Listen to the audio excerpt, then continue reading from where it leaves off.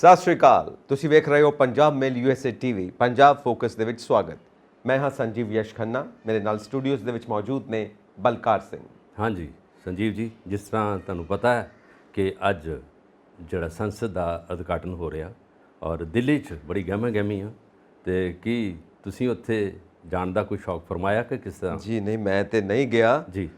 Even ਸਾਡੇ ਰਾਸ਼ਟਰਪਤੀ ਸਾਹਿਬਾ ਵੀ ਨਹੀਂ ਗਏ। ਅੱਛਾ, ਉਹ ਵੀ ਨਹੀਂ ਗਏ? ਨਹੀਂ, ਉਹ ਵੀ ਨਹੀਂ ਗਏ। ਉਪ ਰਾਸ਼ਟਰਪਤੀ ਧੰਨਵਾਦ ਜੀ, ਕੋਈ ਵੀ ਨਹੀਂ ਗਿਆ। ਬਸ ਮੋਦੀ ਸਾਹਿਬ ਆਪ ਹੀ ਆਪਣੀ ਸਾਰੀ ਟੀਮ ਦੇ ਨਾਲ ਉੱਥੇ ਗਏ ਨੇ ਤੇ ਉਹਨਾਂ ਨੇ ਉਦਘਾਟਨ ਕੀਤਾ ਹੈ ਤੇ ਵਿਪਕਸ਼ ਵੀ ਨਹੀਂ ਗਿਆ। ਉਹਨਾਂ ਨੇ ਖਾਸ ਤੌਰ ਤੇ ਵਿਰੋਧ ਕੀਤਾ ਸੀ।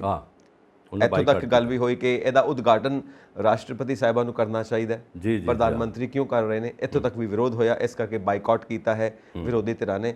ਇੱਥੋਂ ਤੱਕ ਕਿ PIL ਲੈ ਕੇ ਵੀ ਗਏ ਸੀਗੇ ਸੁਪਰੀਮ ਕੋਰਟ ਦੇ ਵਿੱਚ, ਪਰ ਉਹ ਵੀ ਖਾਰਿਜ ਹੋ ਗਈ ਕਿ ਇਸ ਦਾ ਉਦਘਾਟਨ ਕਰਨਾ ਚਾਹੀਦਾ ਹੈ ਰਾਸ਼ਟਰਪਤੀ ਸਾਹਿਬਾਂ ਨੂੰ। ਪਰ ਦਿੱਲੀ ਦੇ ਵਿੱਚ ਇਸ ਵੇਲੇ ਸਾਰੀਆਂ ਸੜਕਾਂ ਤੇ ਬੜੀ ਗਹਿਮਾ ਗਹਿਮੀ ਆ। ਬਿਲਕੁਲ ਹੈ। ਔਰ ਬੜੀ ਦਿੱਲੀ ਸਜਾਈ ਪਈ ਆ, ਨਵੀਂ ਵੋਟੀ ਵਾਂਗ ਸਜਾਈ ਪਈ ਆ। ਔਰ ਉਸੇ ਤਰ੍ਹਾਂ ਦੇ ਲੋਕ ਉੱਥੇ ਗਏ ਨੇ, ਜ਼ਿਆਦਾਤਰ VIP ਆ ਔਰ ਆਮ ਲੋਕ ਵੀ ਗਏ ਆ। ਔਰ ਜਿਹੜੀ ਅਸ਼ੋਕਾ ਰੋਡ ਆ, ਜਿਹੜੀ ਮੇਨ ਰੋਡ ਆ ਜਿਹਦੇ ਤੇ ਸਾਰਾ ਕੁਝ ਗਹਿਮਾ ਗਹਿਮੀ ਹੈਗੀ ਸਾਰੀ, ਉਹਦੇ ਵਿੱਚ ਜਿਹੜੀਆਂ ਵਿਰੋਧੀ ਪਾਰਟੀਆਂ ਉਹਨਾਂ ਨੇ ਤੁਹਾਨੂੰ ਦੱਸਿਆ ਕਿ ਬਾਈਕਾਟ ਕਰ ਲਿਆ ਉਹਨਾਂ ਨੇ ਔਰ ਨਹੀਂ ਉਹ ਵਿੱਚ ਆ ਰਹੀਆਂ। ਪਰ ਉਹਦੇ ਵਿੱਚ ਕਈ ਪ੍ਰਦਰਸ਼ਨੀਆਂ ਲਈ ਵੀ ਆਏ ਆ, ਪਰ ਸੁਰੱਖਿਆ ਇਸ ਵੇਲੇ ਬੜੀ ਉੱਥੇ ਟਾਈਟ ਆ, ਬੜੇ ਤਰੀਕੇ ਦੀ ਹੈਗੀ ਆ। ਬਿਲਕੁਲ ਹੈ। ਰੈਪਿਡ ਫੋਰਸ ਆ ਦਿੱਲੀ ਦੀ, ਉਹ ਬਿਲਕੁਲ ਇਸ ਵੇਲੇ ਅਲਰਟ ਆ। ਔਰ ਉਹਦੇ ਨਾਲ ਪ੍ਰਧਾਨ ਮੰਤਰੀ ਸਾਹਿਬ ਉੱਥੇ 11 ਵਜੇ ਸ਼ੁਰੂ ਹੋ ਜਾਣਾ। ਉਹਦੇ ਨਾਲ ਹੀ ਪੂਰੇ ਦੇਸ਼ ਵਿੱਚ ਨਹੀਂ, ਪੂਰੇ ਵਿਸ਼ਵ ਵਿੱਚ ਲੋਕਾਂ ਦੀਆਂ ਅੱਖਾਂ ਦੇ ਤੇ ਲੱਗੀਆਂ ਨੇ। ਬਿਲਕੁਲ। ਨਵੀਂ ਪਾਰਲੀਮੈਂਟ ਕਿੱਦਾਂ ਦੀ ਹੋਏਗੀ, ਉੱਥੋਂ ਦਾ ਕੰਮ ਕਿੱਦਾਂ ਦਾ ਹੋਣਾ ਹੈ, ਬਿਲਕੁਲ ਉਹਦੇ ਵਿੱਚ ਕੀ ਨਵਾਂ ਹੈ। ਔਰ ਸਾਡੀ ਜਿਹੜੀ ਹੁਣ ਦੀ ਪਾਰਲੀਮੈਂਟ ਹੈ ਬਹੁਤ ਪੁਰਾਣੀ ਹੈ ਔਰ ਮੇਰਾ ਖਿਆਲ 1800 ਤੋਂ ਹੈ, ਬ੍ਰਿਟਿਸ਼ ਗਵਰਨਮੈਂਟ ਦੀ ਹੈ ਔਰ ਤਕਰੀਬਨ 1926 ਤੋਂ। ਪਰ ਇਹਦੇ ਵਿੱਚ ਜਿਹੜੀਆਂ ਪਾਰਟੀਆਂ ਨੇ, ਵਿਰੋਧੀ ਪਾਰਟੀਆਂ, ਉਹਨਾਂ ਨੇ ਆਲੋਚਨਾ ਕੀਤੀ ਹੈ ਕਿ ਉਹਨੂੰ ਨਿਤਿਸ਼ ਕੁਮਾਰ ਨੇ ਕਿਹਾ ਕਿ ਉਹਨੂੰ ਜਿਹੜੀ ਇਮਾਰਤ ਆ ਉਹ ਖਸਤਾ ਨਹੀਂ ਸੀ, ਉਹ ਬੜੀ ਅੱਛੀ ਸੀ, ਚੱਲ ਸਕਦੀ ਸੀ। ਪਰ ਜਿਹੜੀ ਸਰਕਾਰ ਇਹਨਾਂ ਨੇ ਕਹਿਤਾ ਕਿ ਇਹ ਜਿਹੜੀ ਬਣਾ ਦਿੱਤੀ ਹੈ ਇਹ 1700 ਵਰਗ ਫੁੱਟ ਚੌੜੀ, ਉਹਦੇ ਨਾਲ ਵੱਡੀ ਇਮਾਰਤ ਹੈ, ਵਸਤੂ ਸ਼ਾਸਤਰ ਦੇ ਆਧਾਰ 'ਤੇ ਬਣਾਈ ਗਈ ਹੈ। ਅੱਜ ਉਹਦੇ ਸ਼ੁਰੂਆਤ ਹਮਨਾ ਹੋਏਗੀ ਔਰ ਉਹਦੇ ਵਿੱਚ ਜਿੰਨਾ ਵੀ ਜੋ ਕੁਝ ਹੋ ਰਿਹਾ, ਜੋ ਕੁਝ ਬਣਾਇਆ ਇਹਨਾਂ ਨੇ, ਅਸਲ 'ਚ 542 ਲੋਕ ਸਭਾ ਦੇ ਮੈਂਬਰ ਆ, 250 ਜਿਹੜੇ ਰਾਜ ਸਭਾ ਦੇ ਆ, ਉਹਨਾਂ ਲਈ ਬੈਠਣ ਲਈ ਖੁੱਲ੍ਹੀ ਜਗ੍ਹਾ ਬਣਾ ਦਿੱਤੀ। 880 ਸੀਟਸ ਨੇ। ਹਾਂ, ਲਾਇਬ੍ਰੇਰੀ ਵੀ ਵਿੱਚ ਹੈ, ਉਹਨਾਂ ਦੇ ਕੰਟੀਨ ਆ ਵਿੱਚ, ਸਾਰਾ ਕੁਝ ਹੈਗਾ।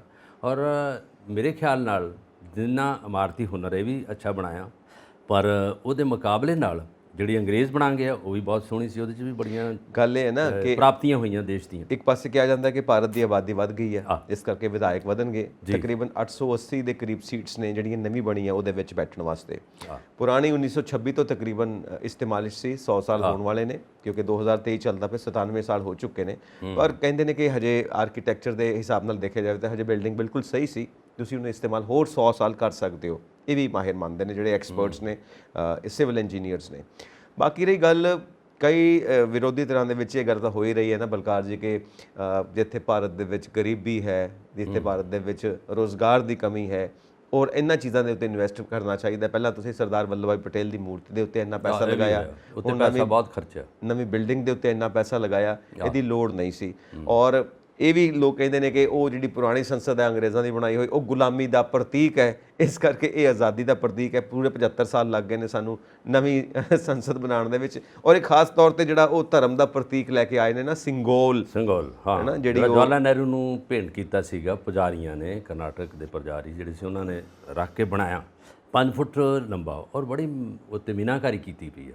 ਉੱਤੇ ਅਸ਼ੋਕਾ ਦਾ ਚੱਕਰ ਹੈਗਾ ਔਰ ਉਹਦੇ 'ਤੇ ਜਿਹੜਾ ਹੈ ਸਤਿ ਜੈਤੇ ਲਿਖਿਆ ਔਰ ਬੜਾ ਕੁਝ ਵਧੀਆ। ਪਰ ਇਹਨਾਂ ਨਰਿੰਦਰ ਮੋਦੀ ਨੇ ਕਹਿਤਾ ਕਿ ਉਹਨੂੰ ਜਿਹੜਾ ਬਣਾਇਆ ਗਿਆ ਸੀ ਪਹਿਲਾਂ, ਉਹਨਾਂ ਨੂੰ ਵਾਕਿੰਗ ਸਟਿਕ ਦੇ ਤੌਰ 'ਤੇ ਬਣਾ ਰੱਖਿਆ ਹੈਗਾ, ਉਹ ਐਵੇਂ ਪਈ ਸੀ, ਉਹਨੂੰ ਅਸੀਂ ਦੁਬਾਰਾ ਵਰਤੋਂ ਵਿੱਚ ਲਿਆਂਦਾ। ਉਹ ਸਾਡਾ ਸੱਭਿਆਚਾਰ ਆ, ਸਾਡਾ ਕਲਚਰ ਆ, ਸਾਡਾ ਉਹ ਹੈਗਾ ਕਿ ਅੰਗਰੇਜ਼ਾਂ ਨੇ ਜਦੋਂ ਇਹ ਦਿੱਤਾ ਇਹਨਾਂ ਨੂੰ, ਲਾਰਡ ਮਾਊਂਟਨ ਬੈਟਨ ਦੇ ਟਾਈਮ ਦੀ ਗੱਲ ਆ, ਉਸ ਟਾਈਮ ਦੀ ਗੱਲ ਆ ਜਦੋਂ ਅੰਗਰੇਜ਼ਾਂ ਨੇ ਜਵਾਹਰ ਨਹਿਰੂ ਨੂੰ ਦੇ ਦਿੱਤਾ, ਭੇਂਟ ਕੀਤਾ। ਉਹ ਕਹਿੰਦੇ ਸੀਗਾ ਕਿ ਰੱਦੋ ਬਦਲ ਸੀਗਾ, ਰਾਜਦੰਡ ਉਹਦੇ 'ਤੇ ਇਹ ਉਹਦਾ ਸੰਕੇਤ ਸੀਗਾ ਔਰ ਉਹਨੂੰ ਅਸੀਂ ਦੁਬਾਰਾ ਲੈ ਕੇ ਆਂਦਾ ਵਾ।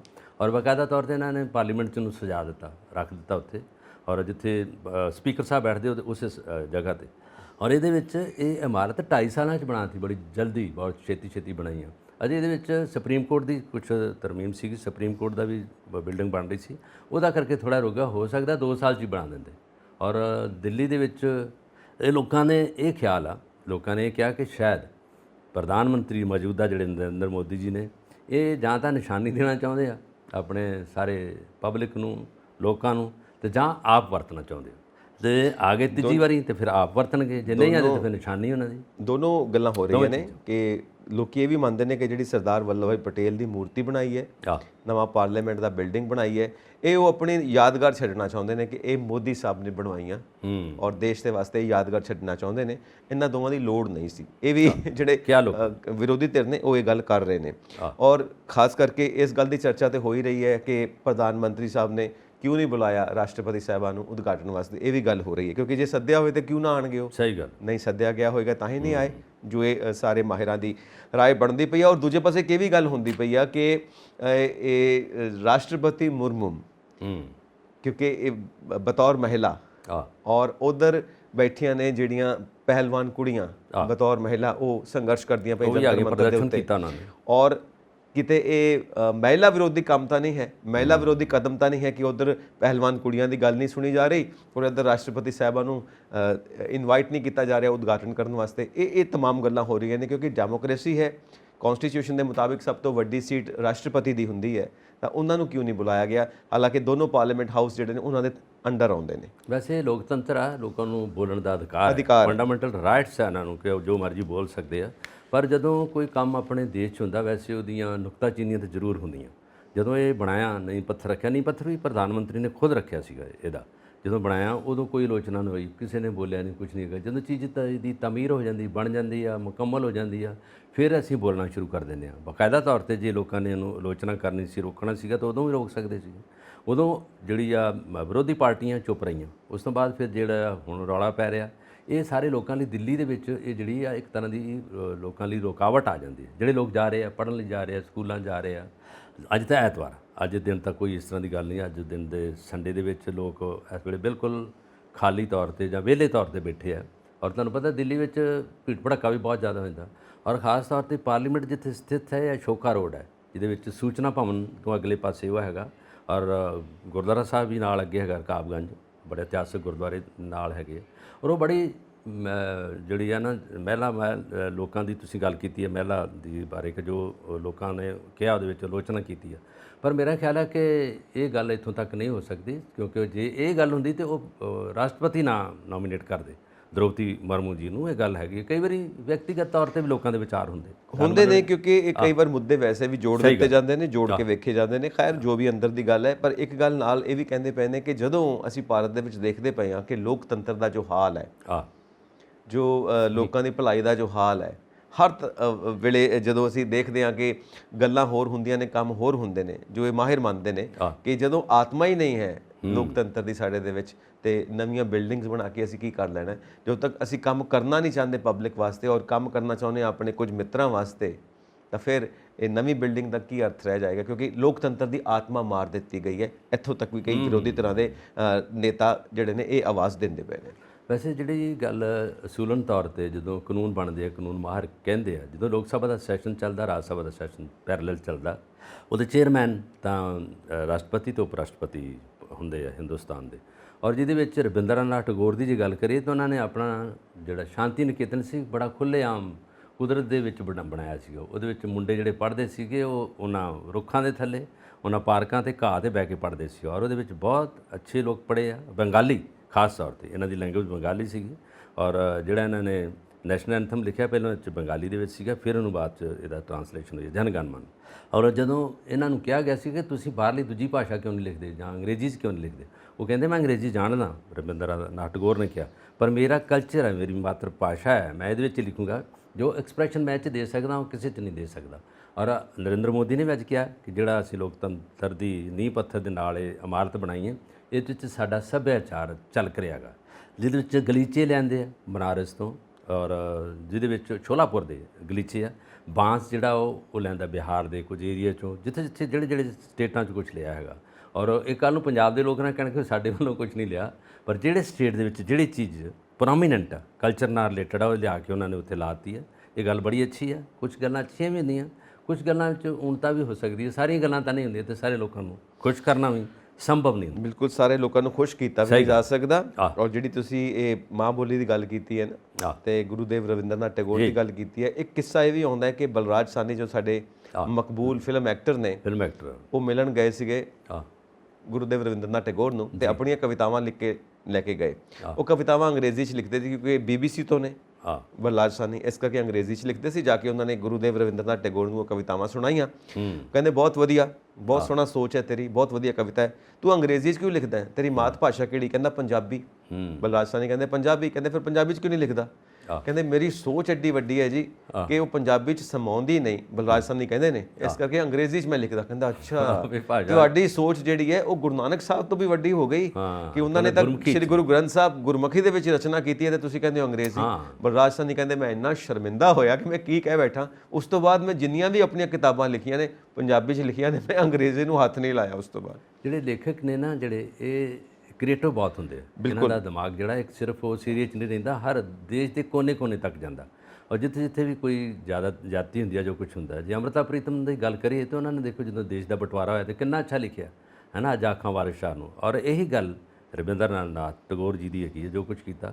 ਉਹ ਖੁਦ ਆਪ ਦਰਬਾਰ ਸਾਹਿਬ ਆਏ ਨਤਮਸਤਕ ਹੋਣ ਲਈ। ਉਹਨਾਂ ਨੂੰ ਪਤਾ ਸੀ ਕਿ ਇੱਕ ਬੜਾ ਵੱਡਾ ਧਾਰਮਿਕ ਅਸਥਾਨ ਹੈ ਜਿੱਥੇ ਸਾਨੂੰ ਆਉਣਾ ਚਾਹੀਦਾ ਹੈ। ਇਹਨਾਂ ਦੀ ਬੜੀ ਵੱਡੀ ਸੋਚ ਹੁੰਦੀ ਹੈ।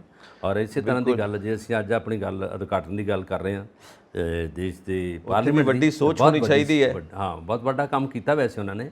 ਚਲੋ ਪੁਰਾਣੇ ਤੋਂ ਦੂਜੇ ਥਾਂ ਤਾਂ ਆ ਗਏ, ਦੂਜੇ ਥਾਂ ਆਉਣ ਨਾਲ ਦੇਖੋ ਹੁਣ ਇਹਦੇ ਵਿੱਚ ਕੀ ਆਊਟਪੁੱਟ ਦਿੰਦੇ ਆ, ਕੀ ਕੁਝ ਹੁੰਦਾ। ਬਕਾਇਦਾ ਤੌਰ 'ਤੇ ਇਹ ਗੱਲ ਹੈਗੀ ਹੈ, ਜਦੋਂ ਕਾਨੂੰਨ ਬਣਦੇ ਕੁਝ ਵੀ ਹੁੰਦੀ ਹੈ, ਜਗ੍ਹਾ ਜਿਹੜੀ ਮਰਜ਼ੀ ਹੋਵੇ, ਤੁਸੀਂ ਡਰਾਇੰਗ ਰੂਮ 'ਚ ਬਹਿ ਕੇ ਵੀ ਗੱਲ ਕਰ ਸਕਦੇ ਜੇ ਤੇ ਛੱਤ ਦੇ ਬਨੇਰੇ 'ਤੇ ਬਹਿ ਕੇ ਵੀ ਗੱਲ ਕਰ ਸਕਦੇ, ਪਰ ਲੋਕਾਂ ਦੇ ਭਲੇ ਦੀ ਗੱਲ ਹੋਵੇ, ਲੋਕਾਂ ਦੇ ਇਤਫਾਕ ਦੀ ਗੱਲ ਹੋਵੇ, ਲੋਕਾਂ ਦੇ ਲਈ ਸ਼ਾਂਤੀ ਦੀ ਗੱਲ ਹੋਵੇ।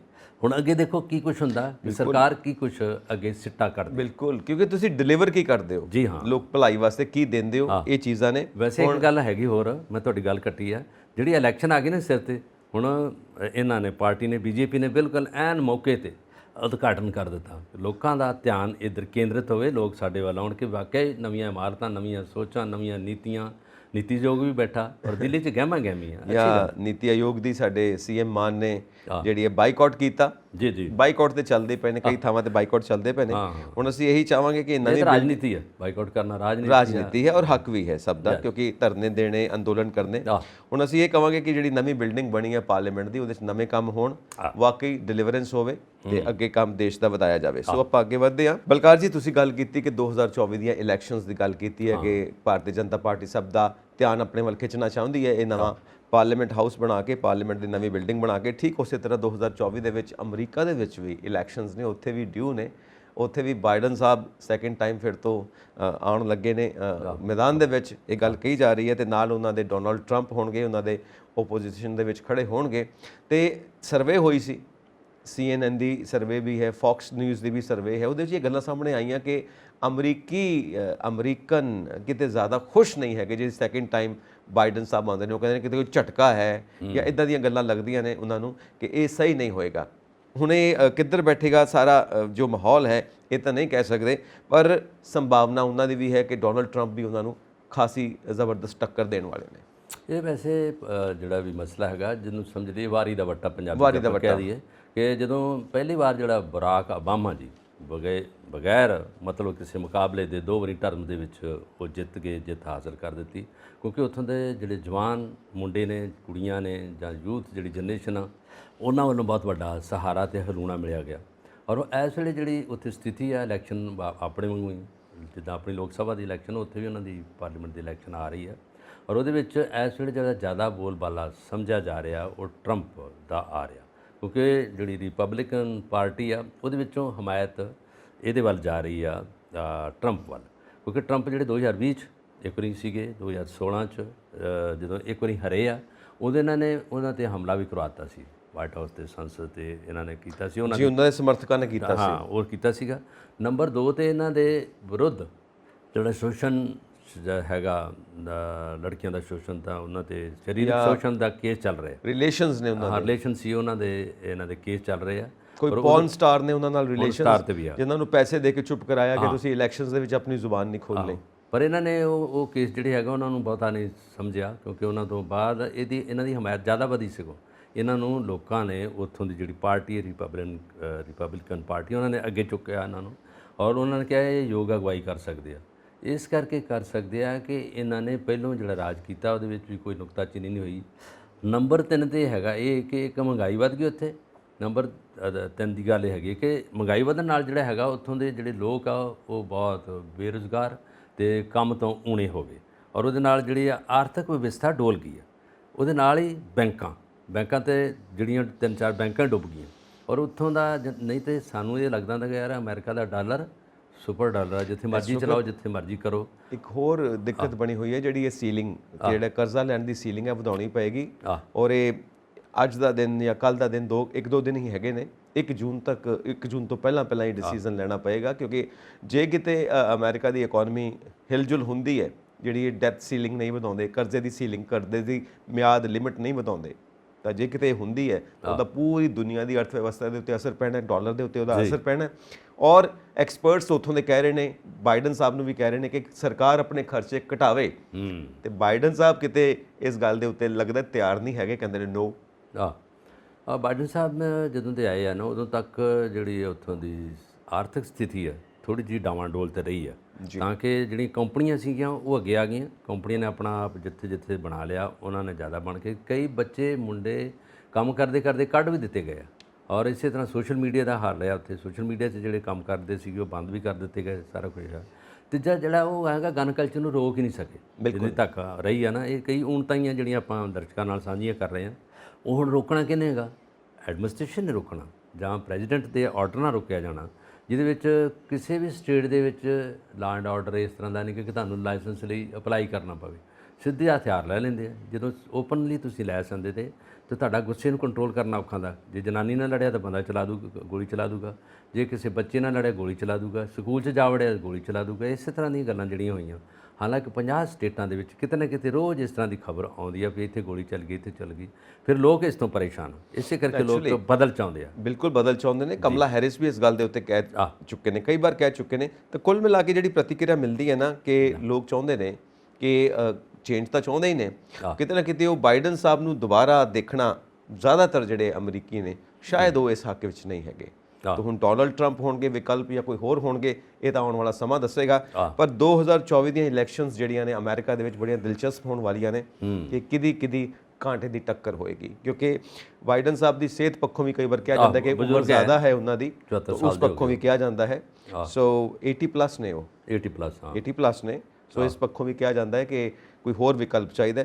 ਪਰ ਦੇਖੋ ਕੀ ਸਾਰੀ ਕੈਮਿਸਟਰੀ ਬਣਦੀ ਆ, ਕੀ ਸਾਰੀ ਉਹਨਾਂ ਦੀ ਚੋਣ ਦੀ ਸਟ੍ਰੈਟਜੀ ਆ। ਵੈਸੇ ਲੋਕਾਂ ਦੀ ਨਜ਼ਰਾਂ ਖਾਸ ਤੌਰ ਤੇ ਪੱਤਰਕਾਰ, ਜਰਨਲਿਸਟ ਜਿੰਨੇ ਵੀ ਸਾਡੇ ਹੈਗੇ ਆ ਹਰ ਕੰਟਰੀ ਦੇ ਬੈਠੇ, ਧਿਆਨ ਉਹਨਾਂ ਦਾ ਅਮਰੀਕਾ ਦੀ ਇਲੈਕਸ਼ਨ ਤੇ ਜ਼ਿਆਦਾ ਇੰਡੀਆ ਦੀ ਇਲੈਕਸ਼ਨ ਨਾਲੋਂ, ਕਿਉਂਕਿ ਇੰਡੀਆ ਦੀ ਇਲੈਕਸ਼ਨ ਦੇ ਵਿੱਚ ਆਪੋਜੀਸ਼ਨ ਇੰਨੀ ਪਾਵਰਫੁਲ ਨਹੀਂ ਤੇ ਨਾ ਕੁਝ ਹੈਗਾ। ਲੋਕਾਂ ਨੂੰ ਨਜ਼ਰ ਵੀ ਆ ਰਿਹਾ ਕੀ ਕੁਝ ਹੋਣਾ, ਕੀ ਹੋ ਸਕਦਾ ਹੈ ਨਾ। ਉੱਥੇ ਜਿਹੜਾ ਹੈਗਾ ਥੋੜਾ ਜਿਹਾ ਰਲਗੋਬਾ। ਉਹ ਜਿਹੜੀ ਹੈ ਨਾ ਅਮਰੀਕਾ ਦੀ ਡੈਮੋਕ੍ਰੇਸੀ ਓਲਡੈਸਟ ਡੈਮੋਕ੍ਰੇਸੀ ਆ, ਭਾਰਤ ਦੀ ਲਾਰਜੈਸਟ ਡੈਮੋਕ੍ਰੇਸੀ। ਪਰ ਫਰਕ ਇਹ ਹੈ ਕਿ ਜਿਵੇਂ ਉੱਥੇ ਪ੍ਰੈਜ਼ੀਡੈਂਸ਼ੀਅਲ ਸਿਸਟਮ ਹੈ, ਇੱਥੇ ਪਾਰਲੀਮੈਂਟਰੀ ਸਿਸਟਮ ਹੈ। ਔਰ ਫਰਕ ਇਹ ਹੈ ਕਿ ਉੱਥੋਂ ਦੀ ਡੈਮੋਕ੍ਰੇਸੀ, ਅਮਰੀਕਾ ਦੀ ਡੈਮੋਕ੍ਰੇਸੀ ਜ਼ਿਆਦਾ ਮੈਚਿਓਰ ਹੈ, ਸਾਡੀ ਇੰਨੀ ਮੈਚਿਓਰ ਨਹੀਂ ਹੈ। ਉਹ ਪੜ੍ਹੇ ਲਿਖੇ ਲੋਕ ਆ ਜ਼ਿਆਦਾ, ਬਿਲਕੁਲ ਕੁਝ ਵੀ ਕਹਿ ਸਕਦੇ ਹੋ, ਐਨਲਾਈਟਨ ਪੀਪਲ ਕਹਿ ਸਕਦੇ ਹੋ, ਮਤਲਬ ਬਿਲੋ ਦੀ ਬੈਲਟ ਨਹੀਂ ਖੇਡਦੇ। ਇੱਥੇ ਅਸੀਂ ਜ਼ਿਆਦਾਤਰ ਬਿਲੋ ਦੀ ਬੈਲਟ ਖੇਡਣ 'ਚ ਜ਼ਿਆਦਾ ਵਿਸ਼ਵਾਸ ਕਰਦੇ ਹਾਂ। ਇਹ 1917 ਤੋਂ ਲੈ ਕੇ ਹੁਣ ਤੱਕ ਇਹ ਰਿਹਾ ਸਟੈਂਡਰਡ ਤੇ ਆ, ਅਬਵ ਰਿਹਾ ਸਾਰੇ ਕੰਟਰੀ।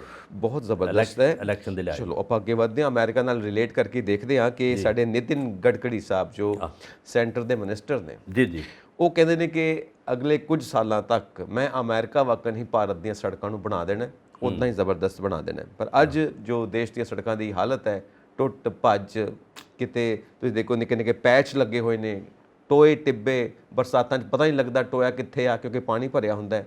ਐਕਸੀਡੈਂਟਸ ਹੁੰਦੇ ਆ, ਲੋਕਾਂ ਦੀਆਂ ਜਾਨਾਂ ਜਾਂਦੀਆਂ ਨੇ, ਸੜਕ ਹਾਦਸੇ ਵਧੇ ਹੋਏ ਨੇ। ਔਰ ਕਈ ਵਾਰ ਤੁਸੀਂ ਦੇਖੋ ਨਾ ਬਲਕਾਰ ਜੀ, ਸਟਰੀਟ ਲਾਈਟਸ ਬੰਦ ਹੁੰਦੀਆਂ, ਜਿਹੜੀਆਂ ਸੜਕਾਂ ਦੇ ਉੱਤੇ ਲਾਈਟਸ ਨੇ ਉਹ ਬੰਦ ਨੇ, ਹਨੇਰੇ ਦੇ ਵਿੱਚ ਬੰਦ ਨੇ ਕਿਉਂਕਿ ਬਾਰਿਸ਼ ਹੋ ਰਹੀ ਹੈ। ਕਈ ਵਾਰ ਉਹ ਟ੍ਰੈਫਿਕ ਸਿਗਨਲਸ ਦੀਆਂ ਲਾਈਟਸ ਫੇਲ ਹੋਈਆਂ ਨੇ, ਇਸ ਕਰਕੇ ਮਾੜਾ ਹਾਲ ਹੈ। ਪਰ ਇਹਦੇ 'ਚ ਜਿਹੜੇ ਹਾਦਸੇ ਹੋ ਰਹੇ ਆ ਨਾ, ਇਹ ਦੁਨੀਆ 'ਚ ਸਭ ਤੋਂ ਜ਼ਿਆਦਾ ਹਾਦਸੇ ਐਕਸੀਡੈਂਟ ਇੰਡੀਆ 'ਚ ਹੋ ਰਹੇ ਆ। 9 ਲੱਖ ਦੇ ਕਰੀਬ ਇੱਕ ਸਾਲ 'ਚ ਹੋ ਜਾਂਦੇ ਹਾਦਸੇ। ਹਾਂਜੀ, ਇਹਦੇ ਕਾਰਨ ਬਹੁਤ ਪਿੱਛੇ ਹੈਗਾ, ਜਿੱਦਾਂ ਤੁਸੀਂ ਨਿਤਿਨ ਗਡਕਰੀ ਜੀ ਦੀ ਗੱਲ ਕੀਤੀ, ਜਿਹੜੇ ਮਿਨਿਸਟਰ ਨੇ ਇਹਦੇ ਟਰਾਂਸਪੋਰਟ ਮੰਤਰੀ, ਔਰ ਉਹਨਾਂ ਨੇ ਕਿਹਾ ਕਿ ਅਸੀਂ 50% ਸੜਕਾਂ ਜਿਹੜੀਆਂ ਨਵੀਆਂ ਨਕੋਰ ਬਣਾ ਦਿੱਤੀਆਂ, ਔਰ ਉਹਦੇ ਵਿੱਚ ਅਸੀਂ ਬੜਾ ਕੁਝ ਕਰ ਦਿੱਤਾ ਗਿਆ।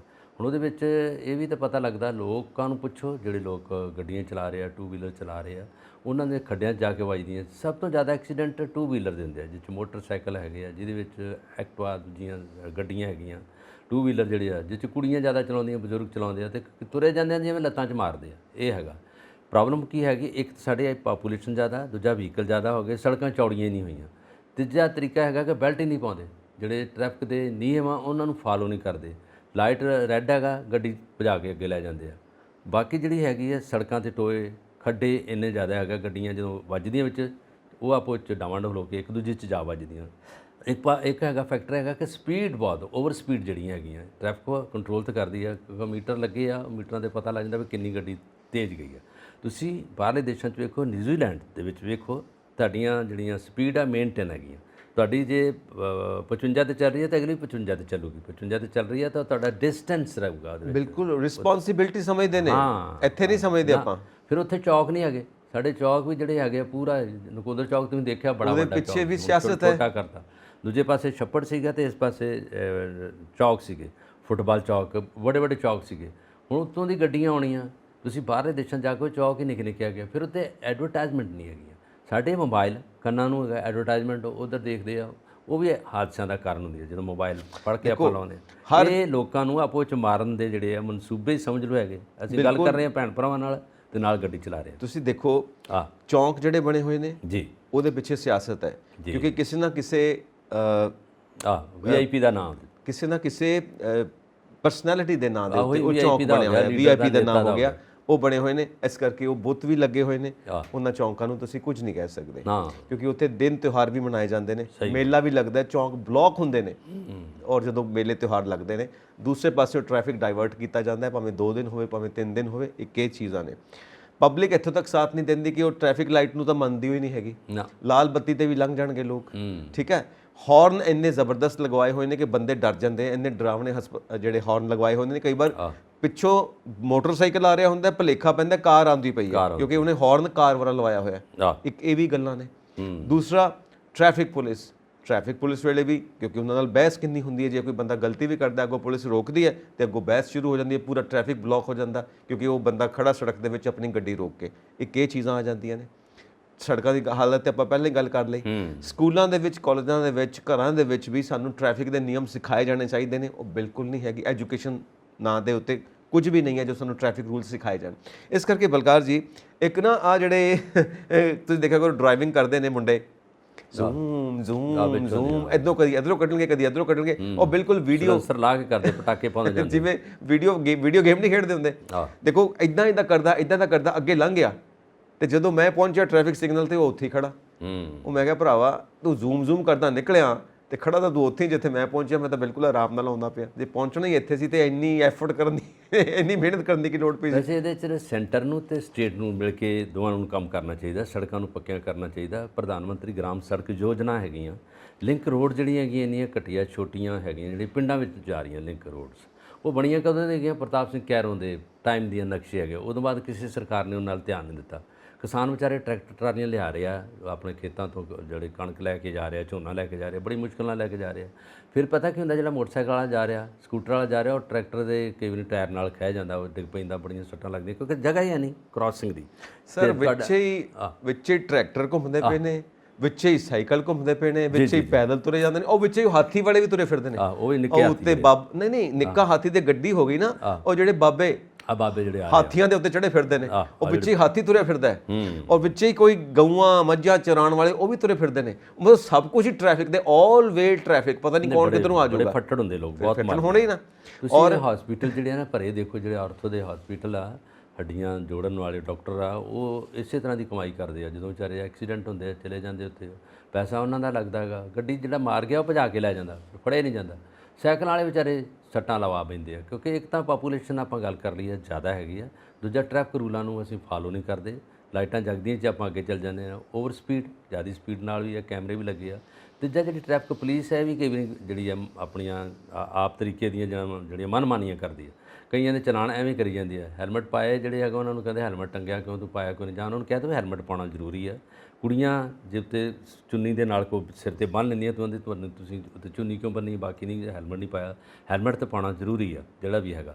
ਜਿਹੜੀ ਸੀਟ ਬੈਲਟ ਲਾਉਣੀ ਬਹੁਤ ਜ਼ਰੂਰੀ ਹੈ। ਇੱਦਾਂ ਦੀਆਂ ਚੀਜ਼ਾਂ ਫਾਲੋ ਨਹੀਂ ਕਰਦੇ, ਉਹ ਉਦੋਂ ਲਾਉਂਦੇ ਆ ਜਦੋਂ ਕੋਈ ਪੁਲਿਸ ਵੇਖ ਕੇ ਫਿਰ ਛੇਤੀ ਦੀ ਉਹ ਲਾ ਲੈਂਦੇ ਵੀ ਪੁਲਿਸ ਅੱਗੇ ਆ ਗਈ ਹੈ। ਤੇ ਕਈ ਮੁੰਡੇ ਜਿਹੜੇ ਟ੍ਰੈਫਿਕ ਹੈ ਨਾ, ਟ੍ਰੈਫਿਕ ਵੇਖ ਲਿਆ ਕਿ ਪੁਲਿਸ ਖੜੇ, ਉੱਥੇ ਮੋਟਰਸਾਈਕਲ ਮੋੜ ਕੇ ਪਿਛਾਂਹ ਭੱਜ ਜਾਂਦੇ ਕਿਉਂਕਿ ਲਾਇਸੈਂਸ ਹੈ ਨਹੀਂ ਉਹਨਾਂ ਕੋਲ। ਯੈਸ, ਕਈ ਲੋਕ ਉੱਥੇ ਹੈਲਮਟ ਪਾਉਂਦੇ ਨੇ, ਦੇਖ ਕੇ ਪੁਲਿਸ ਖੜੀ ਹੈ ਹੈਲਮਟ ਪਾ ਲਵਾਂ। ਮੋਬਾਈਲ ਦੇ ਉੱਤੇ ਦੱਸੋ ਚੈਟ ਕਰਦੇ ਹੋਏ ਬਾਈਕ ਚਲਾਉਂਦੇ ਪਏ ਨੇ, ਕੀ ਬੇਵਕੂਫੀ। ਸਰਕਾਰ ਕੀ ਕਰੂ ਫਿਰ ਇਹਦੇ ਚ ਹੈਗਾ, ਲੋਕ ਵੀ ਇਕੱਠੇ ਹੋ, ਆਪਣੀ ਜ਼ਿੰਮੇਵਾਰੀ ਹੋਣੀ ਚਾਹੀਦੀ ਹੈ। ਇੱਕ ਨਾ ਇਹਦੇ ਉੱਤੇ ਮਜ਼ਾਕ ਹੈ, ਔਰ ਮਜ਼ਾਕ ਤੋਂ ਬਾਅਦ ਆਪਾਂ ਚੱਲਦੇ ਹਾਂ ਨਵੇਂ ਟੌਪਿਕ ਤੇ। ਕਹਿੰਦੇ ਅਮਰੀਕਾ ਦੇ ਵਿੱਚ ਨਾ ਇੱਕ ਚੋਰ ਦੇ ਪਿੱਛੇ ਪੁਲਿਸ ਲੱਗੀ ਹੋਈ ਸੀ, ਚੋਰ ਅੱਗੇ ਅੱਗੇ ਗੱਡੀ 'ਚ ਤੇ ਪਿੱਛੇ ਪਿੱਛੇ ਪੁਲਿਸ, ਅੱਗੇ ਟ੍ਰੈਫਿਕ ਲਾਈਟ ਆ ਗਈ, ਰੈੱਡ ਲਾਈਟ ਸੀ, ਉਹ ਚੋਰ ਉੱਥੇ ਖੜਾ ਹੈ ਵੇਟ ਕਰਦਾ ਪਿਆ ਕਿ ਗ੍ਰੀਨ ਲਾਈਟ ਹੋਏਗੀ ਤਾਂ ਮੈਂ ਨਿਕਲੂੰਗਾ, ਪਿੱਛੇ ਪੁਲਿਸ ਲੱਗੀ ਹੋਈ ਹੈ ਪਰ ਉਹ ਉੱਥੇ ਖੜਾ ਹੈ ਔਰ ਟ੍ਰੈਫਿਕ ਰੂਲ ਨਹੀਂ ਤੋੜਦਾ ਪਿਆ। ਉਹਨੇ ਫਾਲੋ ਕੀਤਾ ਤੇ ਸਾਡਾ ਵਾਲਾ ਚੋਰ ਕੀ ਹੁੰਦਾ ਤਾਂ ਉਹਨੇ ਭੱਜ ਜਾਣਾ ਉਸ ਵੇਲੇ, ਉਹਨੇ ਟ੍ਰੈਫਿਕ ਲਾਈਟ ਨਹੀਂ ਵੇਖਣੀ ਜੀ। ਅੱਗੇ ਵਧਦੇ ਆ ਕਿ ਚੀਨ ਕਹਿੰਦਾ ਹਰ ਥਾਂ ਦੇ ਉੱਤੇ, ਮਤਲਬ ਇੱਕ ਨਾ ਮੁਹਾਵਰਾ ਹੈ, ਤੂੰ ਕੌਣ ਮੈਂ ਖਾਮਖਾ। ਹੁਣ ਚੀਨ ਕੌਣ ਮੈਂ ਖਾਮਖਾ, ਹਰ ਥਾਂ ਦੇ ਉੱਤੇ ਇਹਨੇ ਪੰਗਾ ਲੈਣਾ, ਹਰ ਥਾਂ ਦੇ ਉੱਤੇ ਇਹਨੇ ਟੰਗ ਅਡਾਉਣੀ ਹੈ, ਹਰ ਥਾਂ ਤੇ ਆਪਣੀ ਨੱਕ ਫਸਾਉਣੀ ਹੈ। ਮਤਲਬ ਹੁਣ ਕੇਂਦਰੀ ਏਸ਼ੀਆ ਹੀ ਤੁਰਿਆ ਫਿਰਦਾ, ਮਤਲਬ ਕਿੱਥੇ ਇਹਨੇ ਪੰਗਾ ਨਹੀਂ ਲੈਣਾ, ਹਰ ਥਾਂ ਤੇ ਪੰਗਾ ਲੈਣਾ। ਹੁਣ ਕੇਂਦਰੀ ਏਸ਼ੀਆ ਵਿੱਚ ਵੀ ਪੈਰ ਪ੍ਰਸਾਰਨ ਲੱਗਿਆ ਹੋਇਆ, ਉੱਥੇ ਵੀ ਨਵਾਂ ਇੱਕ ਕੋਈ ਏਜੰਡਾ ਲੈ ਕੇ ਆ ਗਿਆ ਹੋਣਾ, ਇਹ ਵੀ ਸਾਡੀ ਧਰਤੀ ਹੈ, ਇਹਦੇ ਕੋਨੇ ਵੀ ਸਾਡੇ ਨੇ, ਇੱਥੇ ਜਿਹੜੀ ਗੁਲਾਈ ਹੈ ਉਹ ਵੀ ਸਾਡੀ ਹੈ, ਇਹ ਜਿਹੜੀ ਧਰਤੀ ਦੇ ਨਾਲ ਪਾਣੀ ਲੱਗਦਾ ਉਹ ਵੀ ਸਾਡਾ, ਤਮਾਮ ਗੱਲਾਂ ਆ ਗਈਆਂ ਹੋਣੀਆਂ ਨੇ। ਅਸਲ 'ਚ ਕਿਸੇ ਵੀ ਦੇਸ਼ 'ਚ ਤੁਸੀਂ ਜਾ ਕੇ ਵੇਖੋ ਤਾਂ ਚਾਈਨੀ ਬੈਠੇ ਆ, ਚਾਈਨੀ ਬੈਠੇ ਦੇਸ਼ ਦੇ ਵਿੱਚ ਬਿਲਕੁਲ ਬੈਠੇ, ਇਲੈਕਟ੍ਰੋਨਿਕ ਦਾ ਸਮਾਨ ਲੈ ਕੇ ਬੈਠੇ, ਰੇਹੜੀਆਂ, ਰੈਸਟੋਰੈਂਟ, ਗੱਡੀਆਂ, ਮੋਬਾਈਲ, ਹਰ ਚੀਜ਼ ਜਿਹੜੀ ਇਹਨਾਂ ਕੋਲ ਹੈਗੀ। ਪ੍ਰੋਬਲਮ ਇਹ ਹੈਗੀ ਕਿ ਜਦੋਂ G7 ਸਿਖਰ ਸੰਮੇਲਨ ਜਿਹੜਾ ਹੋਇਆ ਹੀਰੋਸ਼ੀਮਾ ਦੇ ਵਿੱਚ, ਉਹਦੇ ਵਿੱਚ ਜਾ ਕੇ ਜਦੋਂ ਇਹਨਾਂ ਦਾ ਪ੍ਰੈਜ਼ੀਡੈਂਟ ਗਏ ਉੱਥੇ, ਉਹਨਾਂ ਨੇ ਉਹਨਾਂ ਦੀ ਵੈਸੇ ਧੂਪ 'ਚ ਖਿੱਚ ਕੀਤੀ ਹੈ ਕਿ ਤੁਸੀਂ ਜਿਹੜਾ ਕੰਮ ਕਰਦੇ ਜੇ ਇਹਨਾਂ ਦੇ ਵਿੱਚ ਇਹਨਾਂ ਨੂੰ ਜਵਾਬ ਦੇਣਾ ਔਖਾ ਹੋ ਗਿਆ। ਸ਼ੀ ਜਿਨਪਿੰਗ ਨੂੰ ਜਿਹੜਾ ਜਵਾਬ ਦੇਣਾ ਔਖਾ ਹੋ ਗਿਆ, ਉਹਨਾਂ ਨੇ ਗੱਲ ਕੀਤਾ। ਫਿਰ ਉੱਥੇ ਮਸਲਾ ਉੱਠਿਆ ਜਿਹੜਾ ਕੇਂਦਰੀ ਏਸ਼ੀਆ ਜਿਹੜੀ ਦੇ ਵਿੱਚ ਇਹ ਗਲਬਾ ਮਨਾ ਰਿਹਾ, ਉਸ ਬਣਾਉਣ ਦੇ ਵਿੱਚ ਉਜ਼ਬੇਕਿਸਤਾਨ ਹੈਗਾ, ਕਜ਼ਾਕਿਸਤਾਨ ਹੈਗਾ, ਇਸ ਤਰ੍ਹਾਂ ਦੀ ਕੰਟਰੀ ਜਿਹੜੇ ਦੇ ਨਾਲ ਦੇ ਗੁਆਂਢੀ ਹੈਗੇ, ਇਹ ਉਹਨਾਂ 'ਤੇ ਕਬਜ਼ਾ ਕਰਕੇ ਬਹਿਣ ਨੂੰ ਸੋਚ ਰਿਹਾ।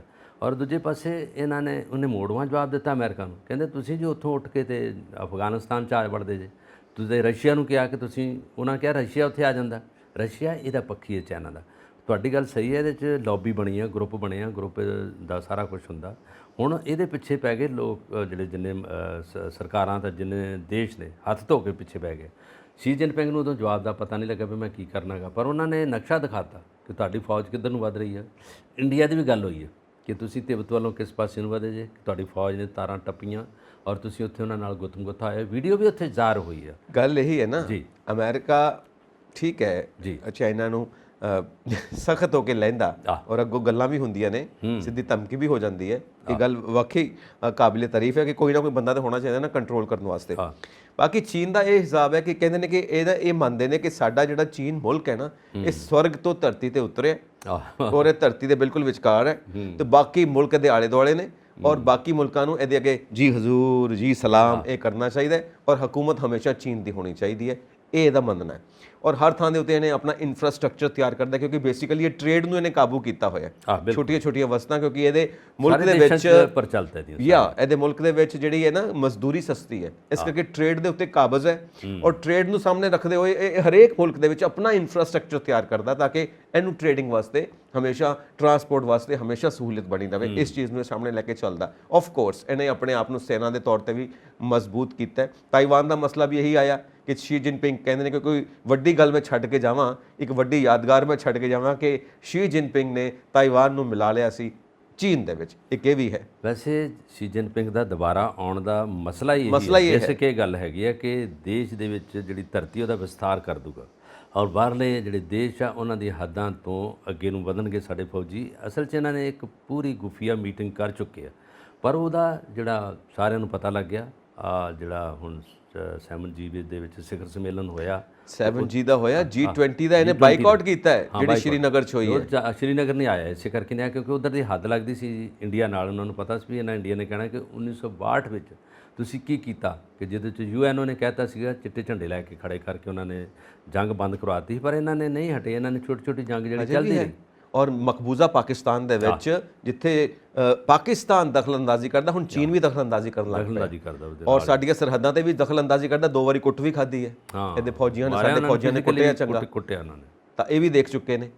ਪਰ ਫਿਰ ਵੀ ਕਿਉਂਕਿ ਜੋ ਕਹਿੰਦੇ ਨੇ ਨਾ ਚੋਰ ਚੋਰੀ ਤੋਂ ਜਾਵੇ ਹੇਰਾ ਫੇਰੀ ਤੋਂ ਨਾ ਜਾਵੇ, ਉਹ ਹਿਸਾਬ ਹੈ, ਕਿਤੇ ਨਾ ਕਿਤੇ ਪੰਗੇ ਲਈ ਜਾਣੇ ਨੇ, ਲਈ ਜਾਣੇ ਨੇ, ਲਈ ਜਾਣੇ ਨੇ। ਹੁਣ ਇਹ ਇੱਧਰ ਜਿਹੜਾ ਕੇਂਦਰੀ ਏਸ਼ੀਆ ਹੈ, ਸੈਂਟਰਲ ਏਸ਼ੀਆ ਹੈ, ਇੱਧਰ ਵੀ ਪੰਗੇ ਲੈਣ ਦੀ ਕੋਸ਼ਿਸ਼ ਚੱਲਦੀ ਪਈ ਹੈ। ਬਕਾਇਦਾ ਇਹਨੇ ਉਹਨਾਂ ਦੇਸ਼ਾਂ ਦੇ ਵਿੱਚ ਬਹੁਤ ਅੱਗੇ ਵੱਧ ਗਿਆ। ਅਸੀਂ ਯੂਕਰੇਨ ਦੀ ਤੇ ਰਸ਼ੀਆ ਦੀ ਗੱਲ ਕਰਦੇ ਹਾਂ, ਕੋਈ ਜੰਗ ਬੰਦ ਨਹੀਂ ਹੁੰਦੀ, ਕੁਝ ਨਹੀਂ, ਕੁਝ ਠੰਡੀਆਂ ਜੰਗਾਂ ਵੀ ਲੱਗੀਆਂ, ਕੋਲਡ ਵਾਰਸ ਚੱਲਦੀਆਂ, ਕੋਲਡ ਵਾਰ ਜਿਹੜੀ ਚੱਲਦੀਆਂ, ਉਹਦੇ ਵਿੱਚ ਮੈਂ ਜਿਹੜੇ ਦੇਸ਼ਾਂ ਦੇ ਨਾਂ ਲਏ ਆ, ਉਹਨਾਂ ਦੇਸ਼ਾਂ ਦੇ ਵਿੱਚ ਗੁਆਂਢੀ ਹੈ ਇਹਨਾਂ ਦੇ ਵਿੱਚ ਅੱਗੇ ਵੱਧ ਚੁੱਕਿਆ। ਉਹ ਬੜੇ ਵਿਚਾਰੇ ਡਿਵੈਲਪਿੰਗ ਕੰਟਰੀ ਆ, ਉਹ ਵਿਚਾਰੇ ਉਹ ਅੱਗੇ ਨਹੀਂ ਵੱਧਦੇ, ਪਰ ਇਹਨੇ ਉੱਥੇ ਚੀਜ਼ਾਂ ਮੁਹੱਈਆ ਕਰਤੀਆਂ, ਬਹੁਤ ਕੁਝ ਦਿੱਤਾ, ਲਾਲਚ ਦੇ ਕੇ ਉਹਨਾਂ ਨੂੰ ਅੱਗੇ ਫੌਜ ਵਧਾਤੀ, ਆਪ ਅੱਗੇ ਚਲੇ ਗਿਆ, ਆਪਣੀਆਂ ਦੁਕਾਨਾਂ ਮਤਲਬ ਲਾਤੀਆਂ। ਜਿੱਦਾਂ ਆਉਂਦੇ ਨੇ ਮੇਲਾ ਲੱਗਦਾ ਤਾਂ ਦੁਕਾਨਦਾਰ ਆ ਜਾਂਦੇ ਉੱਥੇ ਅਤੇ ਜਗ੍ਹਾ ਮਾਰ ਕੇ ਉੱਥੇ ਝੂਲੇ ਲਾ ਦਿੰਦੇ, ਉੱਥੇ ਪਕੌੜੇ ਕੱਢਦੇ ਆ, ਜਲੇਬੀਆਂ ਬਣਾਉਂਦੇ, ਇਹ ਚੀਜ਼ਾਂ ਉਹਨੇ ਕਰਤੀਆਂ, ਇਹ ਸਾਰਾ ਕੁਝ। ਮਤਲਬ ਪਕੌੜੇ ਜਲੇਬੀਆਂ ਦੀ ਦੁਕਾਨਾਂ ਲਾ ਕੇ ਬੈਠਾ ਹੋਇਆ ਹਰਤਾ ਦੇ ਉੱਤੇ, ਮਿੱਠੀਆਂ ਚੀਜ਼ਾਂ ਖਵਾ ਕੇ ਲੋਕਾਂ ਨੂੰ ਆਪਣੇ ਵੱਸ 'ਚ ਕਰ ਰਿਹਾ, ਸਸਤੀਆਂ ਚੀਜ਼ਾਂ ਦੇ ਕੇ ਲੋਕਾਂ ਨੂੰ ਆਦਤ ਪਾ ਦਿੰਦਾ ਉਹਦੀ। ਜੀ ਜੀ ਜੀ, ਬੱਚੇ ਸਾਡੇ ਕਰਕੇ ਖਾਸ ਸ਼ਿਕਾਰ ਨੇ ਜਿਹੜੀ ਚਾਈਨਾ ਡੋਰ ਹੈਗੀ ਆ ਉਹ ਬੰਦ ਕਰਵਾਉਣ ਦੀ ਸਾਰੇ ਕੋਸ਼ਿਸ਼ ਕਰਦੇ ਪਏ ਆ। ਪ੍ਰੈਕਟੀਕਲੀ ਜਿਹੜੀ ਹੈਗਾ ਨਾ, ਜਿੱਥੇ ਚਾਈਨਾ ਜਾਂਦਾ, ਚਾਈਨਾ ਦੀਆਂ ਦੁਕਾਨਾਂ ਵਾਕਿਆ ਹੀ ਹੈਗੀਆਂ। ਤੁਸੀਂ ਮੈਂ ਨਿਊਜ਼ੀਲੈਂਡ ਦੇਖਿਆ ਇਹਨਾਂ ਦੇ ਰੈਸਟੋਰੈਂਟ, ਇਹਨਾਂ ਦੇ ਤੁਹਾਨੂੰ ਬਾਕੀ ਚੀਜ਼ਾਂ ਜਿਹੜੀਆਂ ਨਾ ਉੱਥੇ ਉਹ ਜਿਹੜੀਆਂ ਸਵਾਦਲੀਆਂ ਨਹੀਂ ਲੱਗਣਗੀਆਂ। ਖਾਣ ਪੀਣ ਦੀਆਂ ਚੀਜ਼ਾਂ ਜਦੋਂ ਖਾਂਦੇ ਉੱਚ ਮਸਾਲੇਦਾਰ ਚੀਜ਼ਾਂ, ਪੰਜਾਬੀ ਜਿਹੜਾ ਜ਼ਿਆਦਾ ਕਰਾਰੀਆਂ ਚੀਜ਼ਾਂ ਖਾਂਦੇ ਆ, ਤੇ ਇਹਨਾਂ ਦੇ ਜਿਹੜੇ ਰੈਸਟੋਰੈਂਟ ਆ ਜਾਂ ਜਿਹੜੇ ਇਹਨਾਂ ਦੇ ਢਾਬੇ, ਉੱਥੇ ਬੜੀਆਂ ਵਧੀਆ ਚੀਜ਼ਾਂ, ਕੁੜੀਆਂ ਬੜੀਆਂ ਸੁਨੱਖੀਆਂ ਸੋਹਣੀਆਂ ਜਿਹੜੀਆਂ ਚੀਜ਼ਾਂ ਵਰਤਾਉਂਦੀਆਂ, ਜਿਹੜੀਆਂ ਟੇਬਲਾਂ ਤੇ ਡਿਸਟਰੀਬਿਊਟ ਕਰਦੀਆਂ। ਔਰ ਇਹਨਾਂ ਕੋਲ ਇਹ ਬੜੀਆਂ ਚੀਜ਼ਾਂ ਦਾ ਪਤਾ ਇਹਨਾਂ ਨੂੰ ਕਿ ਪੰਜਾਬੀ ਜਾਂ ਇੰਡੀਅਨ ਕਿਸ ਪਾਸੇ ਆਉਂਦੇ ਆ, ਉਸੇ ਤਰ੍ਹਾਂ ਦੇ ਮਸਾਲੇਦਾਰ ਚੀਜ਼ਾਂ ਬਣਾਉਂਦੇ ਆ। ਤਦੇ ਕਰਕੇ ਇਹ ਟ੍ਰੇਡ ਦੇ ਵਿੱਚ, ਵਪਾਰ ਦੇ ਵਿੱਚ ਸਭ ਤੋਂ ਮੋਹਰੀ ਦੇਸ਼ ਹੈ। ਬਿਲਕੁਲ ਮੋਹਰੀ ਦੇਸ਼ ਬਣਿਆ ਹੋਇਆ ਇਸ ਵਕਤ, ਔਰ ਸਾਡਾ ਜਿਹੜਾ ਭਾਰਤ ਹੈ ਉਹ ਸਰਵਿਸਿਜ਼ ਦੇ ਵਿੱਚ ਮੋਹਰੀ ਦੇਸ਼ ਹੈ। ਅਸੀਂ ਸਰਵਿਸਿਜ਼ ਦਿੰਦੇ ਆ, ਹੌਸਪਿਟੈਲਿਟੀ ਦਿੰਦੇ ਆ। ਸੋ ਖੈਰ, ਤੁਸੀਂ ਕੋਲਡ ਵਾਰ ਦੀ ਗੱਲ ਕੀਤੀ ਹੈ। ਕੋਲਡ ਵਾਰ ਭਾਰਤ ਦੇ ਵਿੱਚ ਵੀ ਚੱਲਦੀ ਪਈ ਹੈ। ਜਿਹੜੀ ਸੱਤਾ ਪਕਸ਼ ਹੈ ਤੇ ਵਿਰੋਧੀ ਧਿਰ ਨੇ, ਯਾਨੀ ਬੀਜੇਪੀ ਔਰ ਬਾਕੀ ਵਿਰੋਧੀ ਧਿਰ ਨੇ, ਕੋਲਡ ਵਾਰ ਹੀ ਹੈ ਇੱਕ ਤਰ੍ਹਾਂ ਦੀ। ਤੇ ਵਿਰੋਧੀ ਧਿਰਾਂ ਨੇ ਨਾ ਹੁਣ ਮੋਦੀ ਸਰਕਾਰ ਨੂੰ ਸਵਾਲ ਪੁੱਛਣੇ ਸ਼ੁਰੂ ਕਰ ਦਿੱਤੇ ਨੇ, ਕਿਉਂਕਿ 2024 ਦੀਆਂ ਇਲੈਕਸ਼ਨਸ ਨੇੜੇ ਨੇ ਔਰ ਤਮਾਮ ਤਰ੍ਹਾਂ ਦੇ ਸਵਾਲ ਪੁੱਛੇ ਜਾ ਰਹੇ ਨੇ। ਇਹਨਾਂ ਦੇ 9 ਸਾਲ ਤਾਂ ਹੋ ਗਏ, 9 ਸਾਲ ਗੁਜ਼ਰ ਚੁੱਕੇ ਆ, ਤੇ 9 ਸਵਾਲ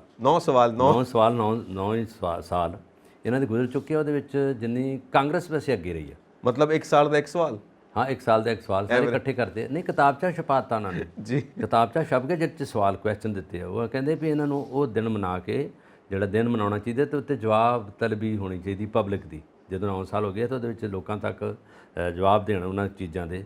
ਪਰ ਉਹਨਾਂ ਪੁੱਛਿਆ ਪਤਾ ਕੀ ਹੈਗਾ, ਇੱਕ ਕਹਿੰਦੇ ਮਹਿੰਗਾਈ ਸਿਖਰਾਂ 'ਤੇ ਪਹੁੰਚ ਗਈ ਆ, ਬੇਰੁਜ਼ਗਾਰੀ, ਮਹਿੰਗਾਈ ਦਾ ਕੋਈ ਅੰਤ ਨਹੀਂ ਰਿਹਾ। ਜਿਹੜਾ ਤੁਸੀਂ ਕਹਿੰਦੇ ਵੀ ਅਸੀਂ ਕੰਟਰੋਲ ਕਰ ਲਾਂਗੇ, ਅਸੀਂ ਮਹਿੰਗਾਈ ਨੂੰ ਅੱਗੇ ਨਹੀਂ ਵਧਣ ਦੇਵਾਂਗੇ, ਕੁਝ ਨਹੀਂ ਹੁੰਦਾ। ਉਹਨਾਂ ਨੇ ਬਾਕੀ ਕਿਹਾ ਬੇਰੁਜ਼ਗਾਰੀ ਅੰਤਾਂ ਦੀ ਹੋ ਗਈ ਆ, ਸਾਰੇ ਪਾਸੇ ਬੇਰੁਜ਼ਗਾਰ ਲੋਕ ਬੈਠੇ ਆ। ਇਹ ਕਹਿੰਦੇ ਵੀ 10 ਲੱਖ ਬੰਦੇ ਨੂੰ ਅਸੀਂ ਜੌਬ ਦੇਵਾਂਗੇ। ਉਹ ਕਹਿੰਦੇ ਕਿੱਥੇ ਗਈ ਜੌਬ? ਇਸੇ ਕਰਕੇ ਲੋਕ, ਮੁੰਡੇ ਜਿਹੜੇ ਯੰਗ ਜਿਹੜੇ ਆ, ਬਾਹਰਲੇ ਦੇਸ਼ਾਂ 'ਚ ਜਾ ਕੇ ਬਹਿ ਗਏ, ਆਪਣਾ ਦੇਸ਼, ਆਪਣਾ ਵਤਨ ਛੱਡ ਕੇ ਬਾਹਰ ਬਹਿ ਗਏ ਆ। ਉਹ ਕਹਿੰਦੇ ਇਹ ਦੇਖੋ, ਇਹ ਕਿੱਧਰ ਦੀ ਜਿਹੜੀ ਚੰਗੀ ਕਰਤੂਤ ਆ ਕਿ ਤੁਸੀਂ ਗੌਰਮੈਂਟ ਬੈਠੀ ਜੇ, ਤੁਸੀਂ ਬਾਕੀ ਭਾਸ਼ਣਬਾਜ਼ੀ ਕਰਦੇ ਜੇ, ਸਾਰਾ ਕੁਝ ਪਹਿਲਾਂ ਮੈਨੀਫੈਸਟੋ 'ਚ ਦਿੱਤਾ ਸੀ, ਕਹਿੰਦੇ ਉਹ ਤਾਂ ਤੁਹਾਡਾ ਪੂਰਾ ਨਹੀਂ ਹੋਇਆ। ਉਹਦੇ ਵਿੱਚ ਕੀ ਕੀਤਾ ਤੁਸੀਂ? ਨਹੀਂ ਕੰਪਲੀਟ ਕੀਤਾ। ਫਿਰ ਉਹਦੇ ਵਿੱਚ ਕਿਹਾ, ਇਹਨਾਂ ਨੇ ਕਿਹਾ ਕਿ ਭ੍ਰਿਸ਼ਟਾਚਾਰ ਜਿਹੜਾ ਹਿੰਦੁਸਤਾਨ 'ਚ ਇੰਨਾ ਵੱਧ ਚੁੱਕਿਆ ਹੈਗਾ, ਹਰ ਸਟੇਟ ਦੇ ਵਿੱਚ। ਉਹ ਕਹਿੰਦੇ ਤੁਸੀਂ ਉਹਨਾਂ ਨੂੰ ਰੋਕਣਾ, ਸਟੇਟ ਦੇ ਤੇ ਗੌਰਮੈਂਟ ਰੋਕ ਰਹੀ ਆ, ਪਰ ਸੈਂਟਰ ਕੀ ਕਰਦੀ ਹੈ? ਦਿੱਲੀ ਦੇ ਵਿੱਚ ਕਹਿੰਦੇ ਭ੍ਰਿਸ਼ਟਾਚਾਰ ਵੱਧ ਗਿਆ, ਸਾਰਾ ਕੁਝ ਹੈਗਾ। ਉਹ ਆਂਦੇ ਇਹਦਾ ਜਵਾਬ ਦਿਓ ਵੀ ਇਹ ਕਿੱਥੇ ਕੰਟਰੋਲ ਹੋਊਗਾ, ਇੰਡੀਆ 'ਚੋਂ ਖਤਮ ਹੋ ਸਕਦਾ, ਜਾਂ ਕਹਿ ਦਿਓ ਸਿੱਧੇ ਤੌਰ 'ਤੇ ਕਿ ਫੰਡਾਮੈਂਟਲ ਰਾਈਟਸ ਹੈਗਾ। ਭ੍ਰਿਸ਼ਟਾਚਾਰ, ਰਿਸ਼ਵਤ ਲੈਣੀ ਸਾਰਿਆਂ ਦਾ ਹੱਕ ਆ, ਲਈ ਜਾਓ ਫਿਰ, ਹੈ ਨਾ। ਫਿਰ ਉਹਨਾਂ ਦੀ ਤਨਖਾਹਾਂ ਬੰਦ ਕਰੋ ਤੇ ਜ਼ਿਆਦਾ ਵੱਧ ਤੋਂ ਵੱਧ ਕਰਮਚਾਰੀ ਫੜੇ ਜਾਂਦੇ। ਇਹ ਕਾਂਗਰਸ ਨੇ ਕਿਹਾ ਉਹਨਾਂ ਨੂੰ। ਤੀਜਾ ਉਹਨਾਂ ਨੇ ਕਿਹਾ ਗਾ ਕਿ ਜਿੱਥੇ ਜਿੱਥੇ ਸਰਕਾਰਾਂ ਬੈਠੀਆਂ, ਜਿੱਥੇ ਜਿੱਥੇ ਸਟੇਟ ਦੀਆਂ ਆਪੋਜੀਸ਼ਨ ਬੈਠੀਆਂ, ਉੱਥੇ ਤੁਸੀਂ ਰੂਰਲ ਡਿਵੈਲਪਮੈਂਟ ਲਈ ਪੈਸਾ ਨਹੀਂ ਦੇ ਰਹੇ। ਇਹ ਕਿੱਧਰ ਦੀ ਸਰਕਾਰ ਹੈ, ਕਿਉਂ ਨਹੀਂ ਪੈਸਾ ਦੇ ਰਹੇ? ਇਸੇ ਕਰਕੇ ਉਹ ਸਰਕਾਰਾਂ ਬਾਈਕਾਟ ਕਰ ਰਹੀਆਂ, ਜਿਹਨੂੰ ਆਪਾਂ ਕਈ ਵਾਰੀ ਮਜ਼ਾਕ 'ਚ ਜਾਂ ਕਹਿ ਵੀ ਰਹਿੰਦੇ ਵੀ ਡਬਲ ਇੰਜਨ ਸਰਕਾਰ ਹੈ ਨਾ, ਜਿਹਦਾ ਇੰਜਨ ਦਾ ਜਿਹੜਾ ਅਗਲਾ ਚੱਲਦਾ ਉਹ ਪਾਸਾ ਉਹ ਸਰਕਾਰ ਦਾ ਹੈਗਾ, ਡੱਬੇ ਇਹਨਾਂ ਦੇ ਆਪਣੇ ਹੈਗੇ ਆ, ਤੇ ਪਿਛਲਾ ਇੰਜਨ ਜਿਹੜਾ ਰਿਲੀਵ ਕਰਦਾ ਉਹ ਵੀ ਇਹਨਾਂ ਦਾ ਆਪਣਾ ਹੀ ਆ। ਹਰ ਸਟੇਟ ਦੇ ਵਿੱਚ ਜਿੱਥੇ ਨਹੀਂ ਹੈਗਾ ਉੱਥੇ ਕੋਈ ਫੰਡਿੰਗ ਨਹੀਂ ਮਿਲਦੀ। ਇਸੇ ਕਰਕੇ ਪੰਜਾਬ ਗੌਰਮੈਂਟ ਦੇ ਜਿਹੜੇ ਸ਼ਾਸਕ ਨੇ, ਉਹਨਾਂ ਨੇ ਹਾਈ ਕੋਰਟ ਤੋਂ ਬਾਅਦ ਸੁਪਰੀਮ ਕੋਰਟ ਦਾ ਦਰਵਾਜ਼ਾ ਖੜਕਾਇਆ ਸੀਗਾ ਕਿ ਸਾਡਾ ਜਿਹੜਾ ਰੂਰਲ ਡਿਵੈਲਪਮੈਂਟ ਫੰਡ ਹੈ ਕਿਉਂ ਰੋਕਿਆ ਗਿਆ, ਸਾਨੂੰ ਦਿੱਤਾ ਜਾਵੇ ਤਾਂ ਕਿ ਅਸੀਂ ਲੋਕਾਂ ਦੀ ਵਿਕਾਸ ਕਾਰਜ ਜਿਹੜੇ ਪੂਰੇ ਕਰ ਦਈਏ। ਔਰ ਉਹਦੇ ਵਿੱਚ ਪਿੰਡਾਂ ਦਾ ਵਿਕਾਸ, ਅਜੇ ਪੰਜਾਬ ਦੇ ਪਿੰਡ ਜਿਹੜੇ ਆ ਬੜੇ ਡਿਵੈਲਪ ਪਿੰਡ ਹੈਗਾ। ਤੁਸੀਂ ਯੂਪੀ, ਬਿਹਾਰ ਦੇ, ਮੱਧ ਪ੍ਰਦੇਸ਼ ਦੇ, ਹੈ ਨਾ, ਕਰਨਾਟਕ ਦੇ ਪਿੰਡ ਦੇਖ ਲਓ, ਬਹੁਤ ਬੁਰਾ ਹਾਲ ਹੈ। ਭੁੱਖਮਰੀ ਕਹਿੰਦੇ ਬਹੁਤ ਵੱਧ ਗਈ ਹੈ। ਇਹਦਾ ਦੇ 9 ਸਵਾਲ ਆ, ਉਹਦਾ ਕਿਤਾਬਜਾ ਛਪ ਗਿਆ, ਤੇ ਉਹ ਪਬਲਿਸ਼ ਹੋ ਕੇ ਲੋਕਾਂ 'ਚ ਵੰਡਿਆ ਜਾ ਰਿਹਾ। ਬਲਕਾਰ ਜੀ ਸਵਾਲ ਹੀ ਸਵਾਲ ਨੇ। ਬਿਲਕੁਲ 9 ਸਵਾਲ ਤਾਂ ਚਲੋ ਹੁਣ ਕਿੰਨੇ ਕੁ ਛਾਪਣਗੇ, ਇੱਕ ਸਾਲ ਦਾ ਇੱਕ ਸਵਾਲ ਲੈ ਲਿਆ, ਜੇ ਤੁਸੀਂ ਰੋਜ਼ ਦਾ ਵੀ ਇੱਕ ਸਵਾਲ ਕੱਢੋ ਤੇ 365 ਤਾਂ ਸਾਲ ਦੇ ਸਵਾਲ ਬਣ ਗਏ। ਗੱਲ ਇਹ ਹੈ ਕਿ ਪੂਰੇ 75 ਸਾਲ ਤੋਂ ਮਸਲੇ ਉਹੀ ਹੋਣੇ, ਸਵਾਲ ਉਹੀ ਹੋਣੇ, ਬਸ ਧੱਕਾ ਸਟਾਰਟ ਸਭ ਚੱਲੀ ਜਾਂਦਾ। ਇਹ ਨਹੀਂ ਕਿ ਵਿਕਾਸ ਨਹੀਂ ਹੋਇਆ, ਵਿਕਾਸ ਹੋਇਆ, ਸਭ ਕੁਝ ਹੋ ਰਿਹਾ, ਪਰ ਜੋ ਹੋ ਸਕਦਾ ਸੀ ਨਾ ਉਹ ਨਹੀਂ ਹੋਇਆ। ਕੀਤਾ ਜਾ ਸਕਦਾ ਸੀ ਪਰ ਕਈ ਪੋਲੀਟੀਕਲ ਪ੍ਰੈਸ਼ਰਸ, ਪੋਲੀਟੀਕਲ ਕੰਪਲਸ਼ਨਸ, ਪਾਰਟੀ ਦੀਆਂ ਜ਼ਰੂਰਤਾਂ, ਰਾਜਨੀਤੀ ਦੀਆਂ ਜ਼ਰੂਰਤਾਂ, ਜਿਹੜੇ ਰਾਜਨੀਤੀ ਕਰਨ ਵਾਲੇ ਸਾਰੇ ਬੈਠੇ ਨੇ, ਉਹਨਾਂ ਦੇ ਜਿਹੜੇ ਫਰੈਂਡਸ ਬੈਠੇ ਨੇ, ਜਿਹੜੇ ਸਪਾਂਸਰ ਕਰਦੇ ਨੇ ਇਲੈਕਸ਼ਨਸ ਨੂੰ, ਉਹਨਾਂ ਦੀਆਂ ਜ਼ਰੂਰਤਾਂ, ਮਤਲਬ ਇਹ ਸਭ ਕੁਝ ਧਿਆਨ 'ਚ ਰੱਖਿਆ ਜਾਂਦਾ ਨੇ ਤਾਂ ਜਾ ਕੇ ਨੀਤੀਆਂ ਬਣਦੀਆਂ ਨੇ, ਕਿਉਂਕਿ ਆਉਣ ਵਾਲੀਆਂ ਇਲੈਕਸ਼ਨਸ ਬਾਰੇ ਵੀ ਸੋਚਣਾ ਹੈ। ਅਸੀਂ ਬਾਰ-ਬਾਰ ਇਹ ਕਹਿੰਦੇ ਹਾਂ ਕਿ ਸਟੇਟਸਮੈਨ ਚਾਹੀਦੇ ਨੇ, ਪੋਲੀਟੀਸ਼ੀਅਨਸ ਨਹੀਂ। ਸਟੇਟਸਮੈਨ ਹਮੇਸ਼ਾ ਆਉਣ ਵਾਲੀ ਪੀੜ੍ਹੀ ਬਾਰੇ ਸੋਚਦੇ ਨੇ, ਆਉਣ ਵਾਲੀ ਜਨਰੇਸ਼ਨ ਬਾਰੇ ਸੋਚਦੇ ਨੇ। ਪੋਲੀਟੀਸ਼ੀਅਨ ਤਾਂ ਆਉਣ ਵਾਲੀਆਂ ਇਲੈਕਸ਼ਨਸ ਬਾਰੇ ਸੋਚਦੇ ਨੇ। ਇਹ ਪੂਰੀ ਦੁਨੀਆ ਦਾ ਇਹ ਇੱਕ ਤਰ੍ਹਾਂ ਨਾਲ ਤਰਾਸਦੀ ਆ, ਪੂਰੀ ਦੁਨੀਆ ਦੇ ਵਿੱਚ ਇੱਕ ਟ੍ਰੈਜਡੀ ਆ ਕਿ ਪੋਲੀਟੀਸ਼ੀਅਨਸ ਚੱਲਦੇ ਪਏ ਨੇ ਔਰ ਸਟੇਟਸਮੈਨ ਕਿਤੇ ਵਿਖਾਈ ਨਹੀਂ ਦਿੰਦੇ। ਜੇ ਕੋਈ ਕਿਤੇ ਵਿਖਾਈ ਦਿੰਦਾ ਵੀ ਹੈ ਤਾਂ ਉਹਦੀ ਪੁੱਛਗਿੱਛ ਨਹੀਂ, ਜਾਂ ਤਾਂ ਉਹਨੂੰ ਅੱਗੇ ਨਹੀਂ ਆਉਣ ਦੇਣਗੇ, ਜਾਂ ਉਹ ਕਿਤੇ ਅੱਗੇ ਆ ਵੀ ਗਿਆ ਤੇ ਉਹਦੀ ਚੱਲਣ ਨਹੀਂ ਦੇਣਗੇ, ਉਹਨੂੰ ਫਿਰ ਠੰਡਾ ਕਰਕੇ ਬਿਠਾ ਦੇਣਗੇ ਕਿਸੇ ਕੋਨੇ 'ਚ। ਸ਼ੋਅ ਪੀਸ ਹੈ। ਵੈਸੇ ਜਿਹੜੀ ਪ੍ਰੋਮੀਨੈਂਟ ਪੋਲੀਟੀਕਲ ਪਰਸਨੈਲਿਟੀ ਉਹਨਾਂ ਨੇ ਇਹ ਕਿਹਾ ਕਿ ਜਿਹੜੇ ਹੁਣ ਤਾਂ ਬਣ ਗਏ ਆ, ਜਿੱਦਾਂ ਤੁਸੀਂ ਗੱਲ ਕੀਤੀ ਵੀ 365 ਸਾਲਾਂ ਦੇ ਦਿਨਾਂ ਦੇ ਵਿੱਚ 365 ਦਿਨਾਂ ਦੇ ਵਿੱਚ ਕਿੰਨੇ ਸਵਾਲ ਬਣਦੇ ਆ, ਪਰ ਉਹ ਕਹਿੰਦੇ ਵੀ ਜੇ 9 ਸਵਾਲ ਲੈ ਲਏ ਆ ਇਹ ਤਾਂ ਹੋ ਗਏ ਪੂਰੇ ਦੇ ਪੂਰੇ, ਮਤਲਬ ਇਹ ਮੇਨ ਸਵਾਲ ਨੇ। ਬੀਜੇਪੀ ਵੀ ਅਸੀਂ ਕਰ ਦਿੱਤੇ ਪੂਰੇ, ਤੇ ਕਹਿੰਦੇ 10ਵਾਂ ਸਵਾਲ ਫਿਰ ਕਿਹੜਾ ਹੋ ਗਿਆ, ਇੱਕ ਸਾਲ ਤੇ ਇੱਕ ਰਹਿ ਗਿਆ। ਹੁਣ ਇਹਦੇ ਵਿੱਚ ਇਹਨਾਂ ਨੇ ਬਾਕਾਇਦਾ ਤੌਰ ਤੇ ਕੋਈ ਵੀ ਸਰਕਾਰ ਜਦੋਂ ਜਾਂਦੀ ਹੈ ਨਾ, ਆਉਣ ਵਾਲਾ ਜਿਹੜਾ ਸਾਲ ਤਾਂ ਅਗਲੀਆਂ ਇਲੈਕਸ਼ਨ ਦੇ ਵਿੱਚ ਲੋਕਾਂ ਦੀਆਂ ਅੱਖਾਂ 'ਚ ਦਿਵਾਉਣ ਲਈ ਬੜਾ ਕੁਝ ਕਰ ਜਾਂਦੇ ਆ। ਹੁਣ ਇਸ ਸਾਲ ਦੇ ਵਿੱਚ ਵੇਖਿਓ, ਹੁਣ ਤਾਂ ਅੱਜ ਉਦਘਾਟਨ ਹੋ ਗਿਆ, ਸਮਰਪਿਤ ਕਰ ਦਿੱਤੀ ਹੈ ਪਾਰਲੀਮੈਂਟ ਦੀ ਇਮਾਰਤ ਸਾਰੇ ਦੇਸ਼ ਵਾਸੀਆਂ ਨੂੰ, ਔਰ ਇਹਦੇ ਤੋਂ ਬਾਅਦ ਐਲਾਨ ਹੋਣੇ ਸ਼ੁਰੂ ਹੋ ਜਾਣੇ ਆ ਕਿ ਕਿਹੜੇ ਸਹੂਲਤਾਂ ਹੋ ਗਈਆਂ, ਕਿਉਂਕਿ 9 ਸਾਲ ਤੋਂ 10 ਸਾਲ ਬਣ ਜਾਣਗੇ। ਅਯੋਧਿਆ ਦਾ ਰਾਮ ਮੰਦਿਰ ਬਿਲਕੁਲ ਉਹ ਵੀ ਬਣਾਇਆ ਇਹਨਾਂ ਨੇ, ਉਹ ਵੀ ਅਨਾਉਂਸ ਹੋਣਾ ਹੈ, ਔਰ ਕਿਹਾ ਜਾਂਦਾ ਹੈ ਕਿ 2024 ਜਨਵਰੀ ਦੇ ਵਿੱਚ ਓਪਨ ਕੀਤਾ ਜਾਏਗਾ। ਮੁਕੰਮਲ ਹੋ ਗਿਆ ਸ਼ਰਧਾਲੂ, ਉਹ ਵੀ ਇਲੈਕਸ਼ਨਸ ਦੀ ਟਾਈਮਿੰਗ ਦੇ ਉੱਤੇ ਐਕਸਪਰਟਸ ਇਹ ਮੰਨਦੇ ਨੇ ਜੇ ਜਨਵਰੀ 2024 ਦੇ ਵਿੱਚ ਤੁਸੀਂ ਖੋਲ੍ਹਦੇ ਹੋ ਰਾਮ ਮੰਦਿਰ ਪਬਲਿਕ ਵਾਸਤੇ ਤਾਂ ਉਹ ਵੀ ਇਲੈਕਸ਼ਨਸ ਦੇ ਟਾਈਮ ਦੀ ਟਾਈਮਿੰਗ ਹੈ। ਇਹ ਵੀ ਲੋਕ ਕਹਿੰਦੇ ਨੇ, ਮਤਲਬ ਇਹ तमाम ਚੀਜ਼ਾਂ ਜਿਹੜੇ ਐਕਸਪਰਟਸ ਮੰਨਦੇ ਨੇ ਕਿ 2024 ਦੀਆਂ ਇਲੈਕਸ਼ਨਸ ਨੂੰ ਸਾਹਮਣੇ ਰੱਖ ਕੇ ਕੀਤੀਆਂ ਜਾ ਰਹੀਆਂ ਨੇ, ਔਰ ਫਿਰ ਤੋਂ ਮੁੜ ਤੋਂ ਆਉਣ ਦੀ ਪੂਰੀ ਤਿਆਰੀ ਕਰ ਰਹੀ ਹੈ ਬੀਜੇਪੀ, ਔਰ ਮੋਦੀ ਸਾਹਿਬ ਫਿਰ ਤੋਂ ਪ੍ਰਧਾਨ ਮੰਤਰੀ ਬਣਨ ਦੀ ਪੂਰੀ ਤਿਆਰੀ ਕਰਦੇ ਪਏ ਨੇ। ਇਹ ਮੰਨਦੇ ਨੇ ਹੁਣ ਤਾਂ ਹਰ ਇੱਕ ਪਾਰਟੀ ਕਰਦੀ ਹੈ, ਇਹ ਕੇਵਲ ਤੇ ਬੀਜੇਪੀ ਨਹੀਂ ਕਰਦੀ, ਸਾਰੇ ਕਰਦੇ ਨੇ। ਪਾਰਟੀਆਂ ਆਈਆਂ ਉਹਨਾਂ ਨੇ ਲਾਸਟ ਸਾਲ ਜਿਹੜਾ ਰਹਿੰਦਾ ਉੱਥੇ ਬਹੁਤ ਕੁਝ ਕੀਤਾ। ਉਹ ਆਪਣਾ ਇੱਕ ਪੜੁੱਲ ਬਣਾਉਂਦੇ ਆ, ਪੜੁੱਲ ਮੀਨ ਜਗ੍ਹਾ ਜਿੱਥੋਂ ਜੰਪ ਲੈ ਕੇ ਅੱਗੇ ਛਾਲ ਮਾਰਨੀ ਆ, ਉਹ ਉਹਨਾਂ ਦਾ ਇੱਕ ਪੜੁੱਲ ਬਣ ਜਾਣਾ, ਲਾਂਚਿੰਗ ਪੈਡ। ਹਾਂ ਉਹ ਹੈਗਾ, ਜਿੱਥੋਂ ਜੰਪ ਕਰਕੇ ਉਹਨਾਂ ਨੇ ਅਗਲੇ ਆਪਣੇ ਜਾ ਕੇ ਪਹੁੰਚਣਾ ਜਿੱਥੇ ਟਾਰਗੇਟ ਤੇ। ਉਹ ਟਾਰਗੇਟ ਇਹਨਾਂ ਦਾ ਉਹੀ ਹੈ ਜਿਹਨੂੰ ਅਚੀਵ ਕਰਨਾ ਹੈਗਾ। ਲੋਕੇਸ਼ਨ ਇਹਨਾਂ ਦੀ ਸੇਮ ਆ, ਸਾਰਾ ਕੁਝ ਹੈਗਾ, ਇਹਨਾਂ ਨੂੰ ਪਤਾ ਕਿਹੜੇ ਸੂਬੇ 'ਚ ਕੀ ਕਰਨਾ। ਇਹ ਦੇਖਿਓ ਪੰਜਾਬ ਵਿੱਚ ਵੀ ਇਹਨਾਂ ਨੇ ਪੂਰੀ ਦੀ ਪੂਰੀ ਬਰਸਾਤ ਕਰ ਦੇਣੀ ਆ ਸਹੂਲਤਾਂ ਦੀ। ਇਹਨਾਂ ਨੂੰ ਪਤਾ ਪੰਜਾਬ 'ਚ ਵੀ 13 ਸੀਟਾਂ ਲੈਣੀਆਂ ਵਾ, ਕਿਸ ਹੱਦ ਤੱਕ ਰਹਿਣਗੇ, ਕਿਉਂਕਿ ਇਹਦੇ ਵਿੱਚ ਇੱਕ ਸੀਟ ਜਿਹੜੀ ਹੈਗੀ ਆ, ਇਹ ਵੇਖੋ ਆਪ ਲੈ ਗਈ ਆ, ਜਿਹੜੀ ਹੁਣ ਸੀਗੀ ਜ਼ਿਮਨੀ ਚੋਣਾਂ 'ਚ ਆਪ ਲੈ ਗਈ। ਉਹਨਾਂ ਨੂੰ ਪਤਾ ਲੱਗ ਗਿਆ ਕਿ ਲੋਕ ਫਿਰ ਇੱਥੋਂ ਸਾਡੇ ਤੋਂ ਰੁੱਸੇ ਪਏ ਆ ਬੀਜੇਪੀ ਨੂੰ, ਵੀ ਪਤਾ ਕਿ ਸਾਡੇ ਜਿਹੜੇ ਕੈਂਡੀਡੇਟ ਨਹੀਂ ਸਾਡਾ ਚੁਣਿਆ ਜਾ ਸਕਿਆ, ਤੇ ਉਹਦੇ 'ਚ ਸੁਸ਼ੀਲ ਰਿੰਕੂ ਜੀ ਅੱਗੇ ਆ ਗਏ ਆ, ਉਹ ਬਣ ਗਏ ਆ ਕਾਂਗਰਸ ਦੇ ਸੀ ਪਹਿਲਾਂ, ਫਿਰ ਆਪ 'ਚ ਆ ਕੇ ਉਹ ਜਿੱਤ ਪ੍ਰਾਪਤ ਕਰ ਗਏ ਆ। ਇਸੇ ਕਰਕੇ ਪੰਜਾਬ ਵਿੱਚ ਵੀ ਨਿਗਾਹ ਹੋ ਗਈ, ਖਾਸ ਤੌਰ ਤੇ ਯੂਪੀ 'ਚ ਤਾਂ ਬਹੁਤ ਜ਼ਿਆਦਾ, ਯੂਪੀ 'ਚ ਤਾਂ ਹੈ ਹੀ ਹੈ ਬਿਲਕੁਲ। ਔਰ ਹੁਣ ਪੜੁੱਲ ਤੁਸੀਂ ਕਿਹਾ, ਬੜਾ ਖੂਬਸੂਰਤ ਸ਼ਬਦ ਹੈ ਪੜੁੱਲ। ਹੁਣ ਇੱਥੇ ਵੀ ਵਿਰੋਧੀ ਧਿਰ ਪੜੁੱਲ ਬਣਾ ਰਹੇ ਨੇ, ਔਰ ਪੜੁੱਲ ਬਣਾਉਣ ਵਾਸਤੇ ਇਕੱਠੇ ਹੋ ਰਹੇ ਨੇ, ਤੇ ਨਿਤਿਸ਼ ਕੁਮਾਰ ਉਹ ਮੋਹਰੀ ਰਹਿਣਗੇ, ਜਿਹੜੇ ਇਹ ਵਿਰੋਧੀ ਧਿਰਾਂ ਮਿਲ ਕੇ ਇੱਕ ਗਰੁੱਪ ਬਣਾ ਰਹੀਆਂ ਨੇ, ਗਰੁੱਪ ਪੜੁੱਲ ਅਸੀਂ ਕਹਿ ਸਕਦੇ ਹਾਂ।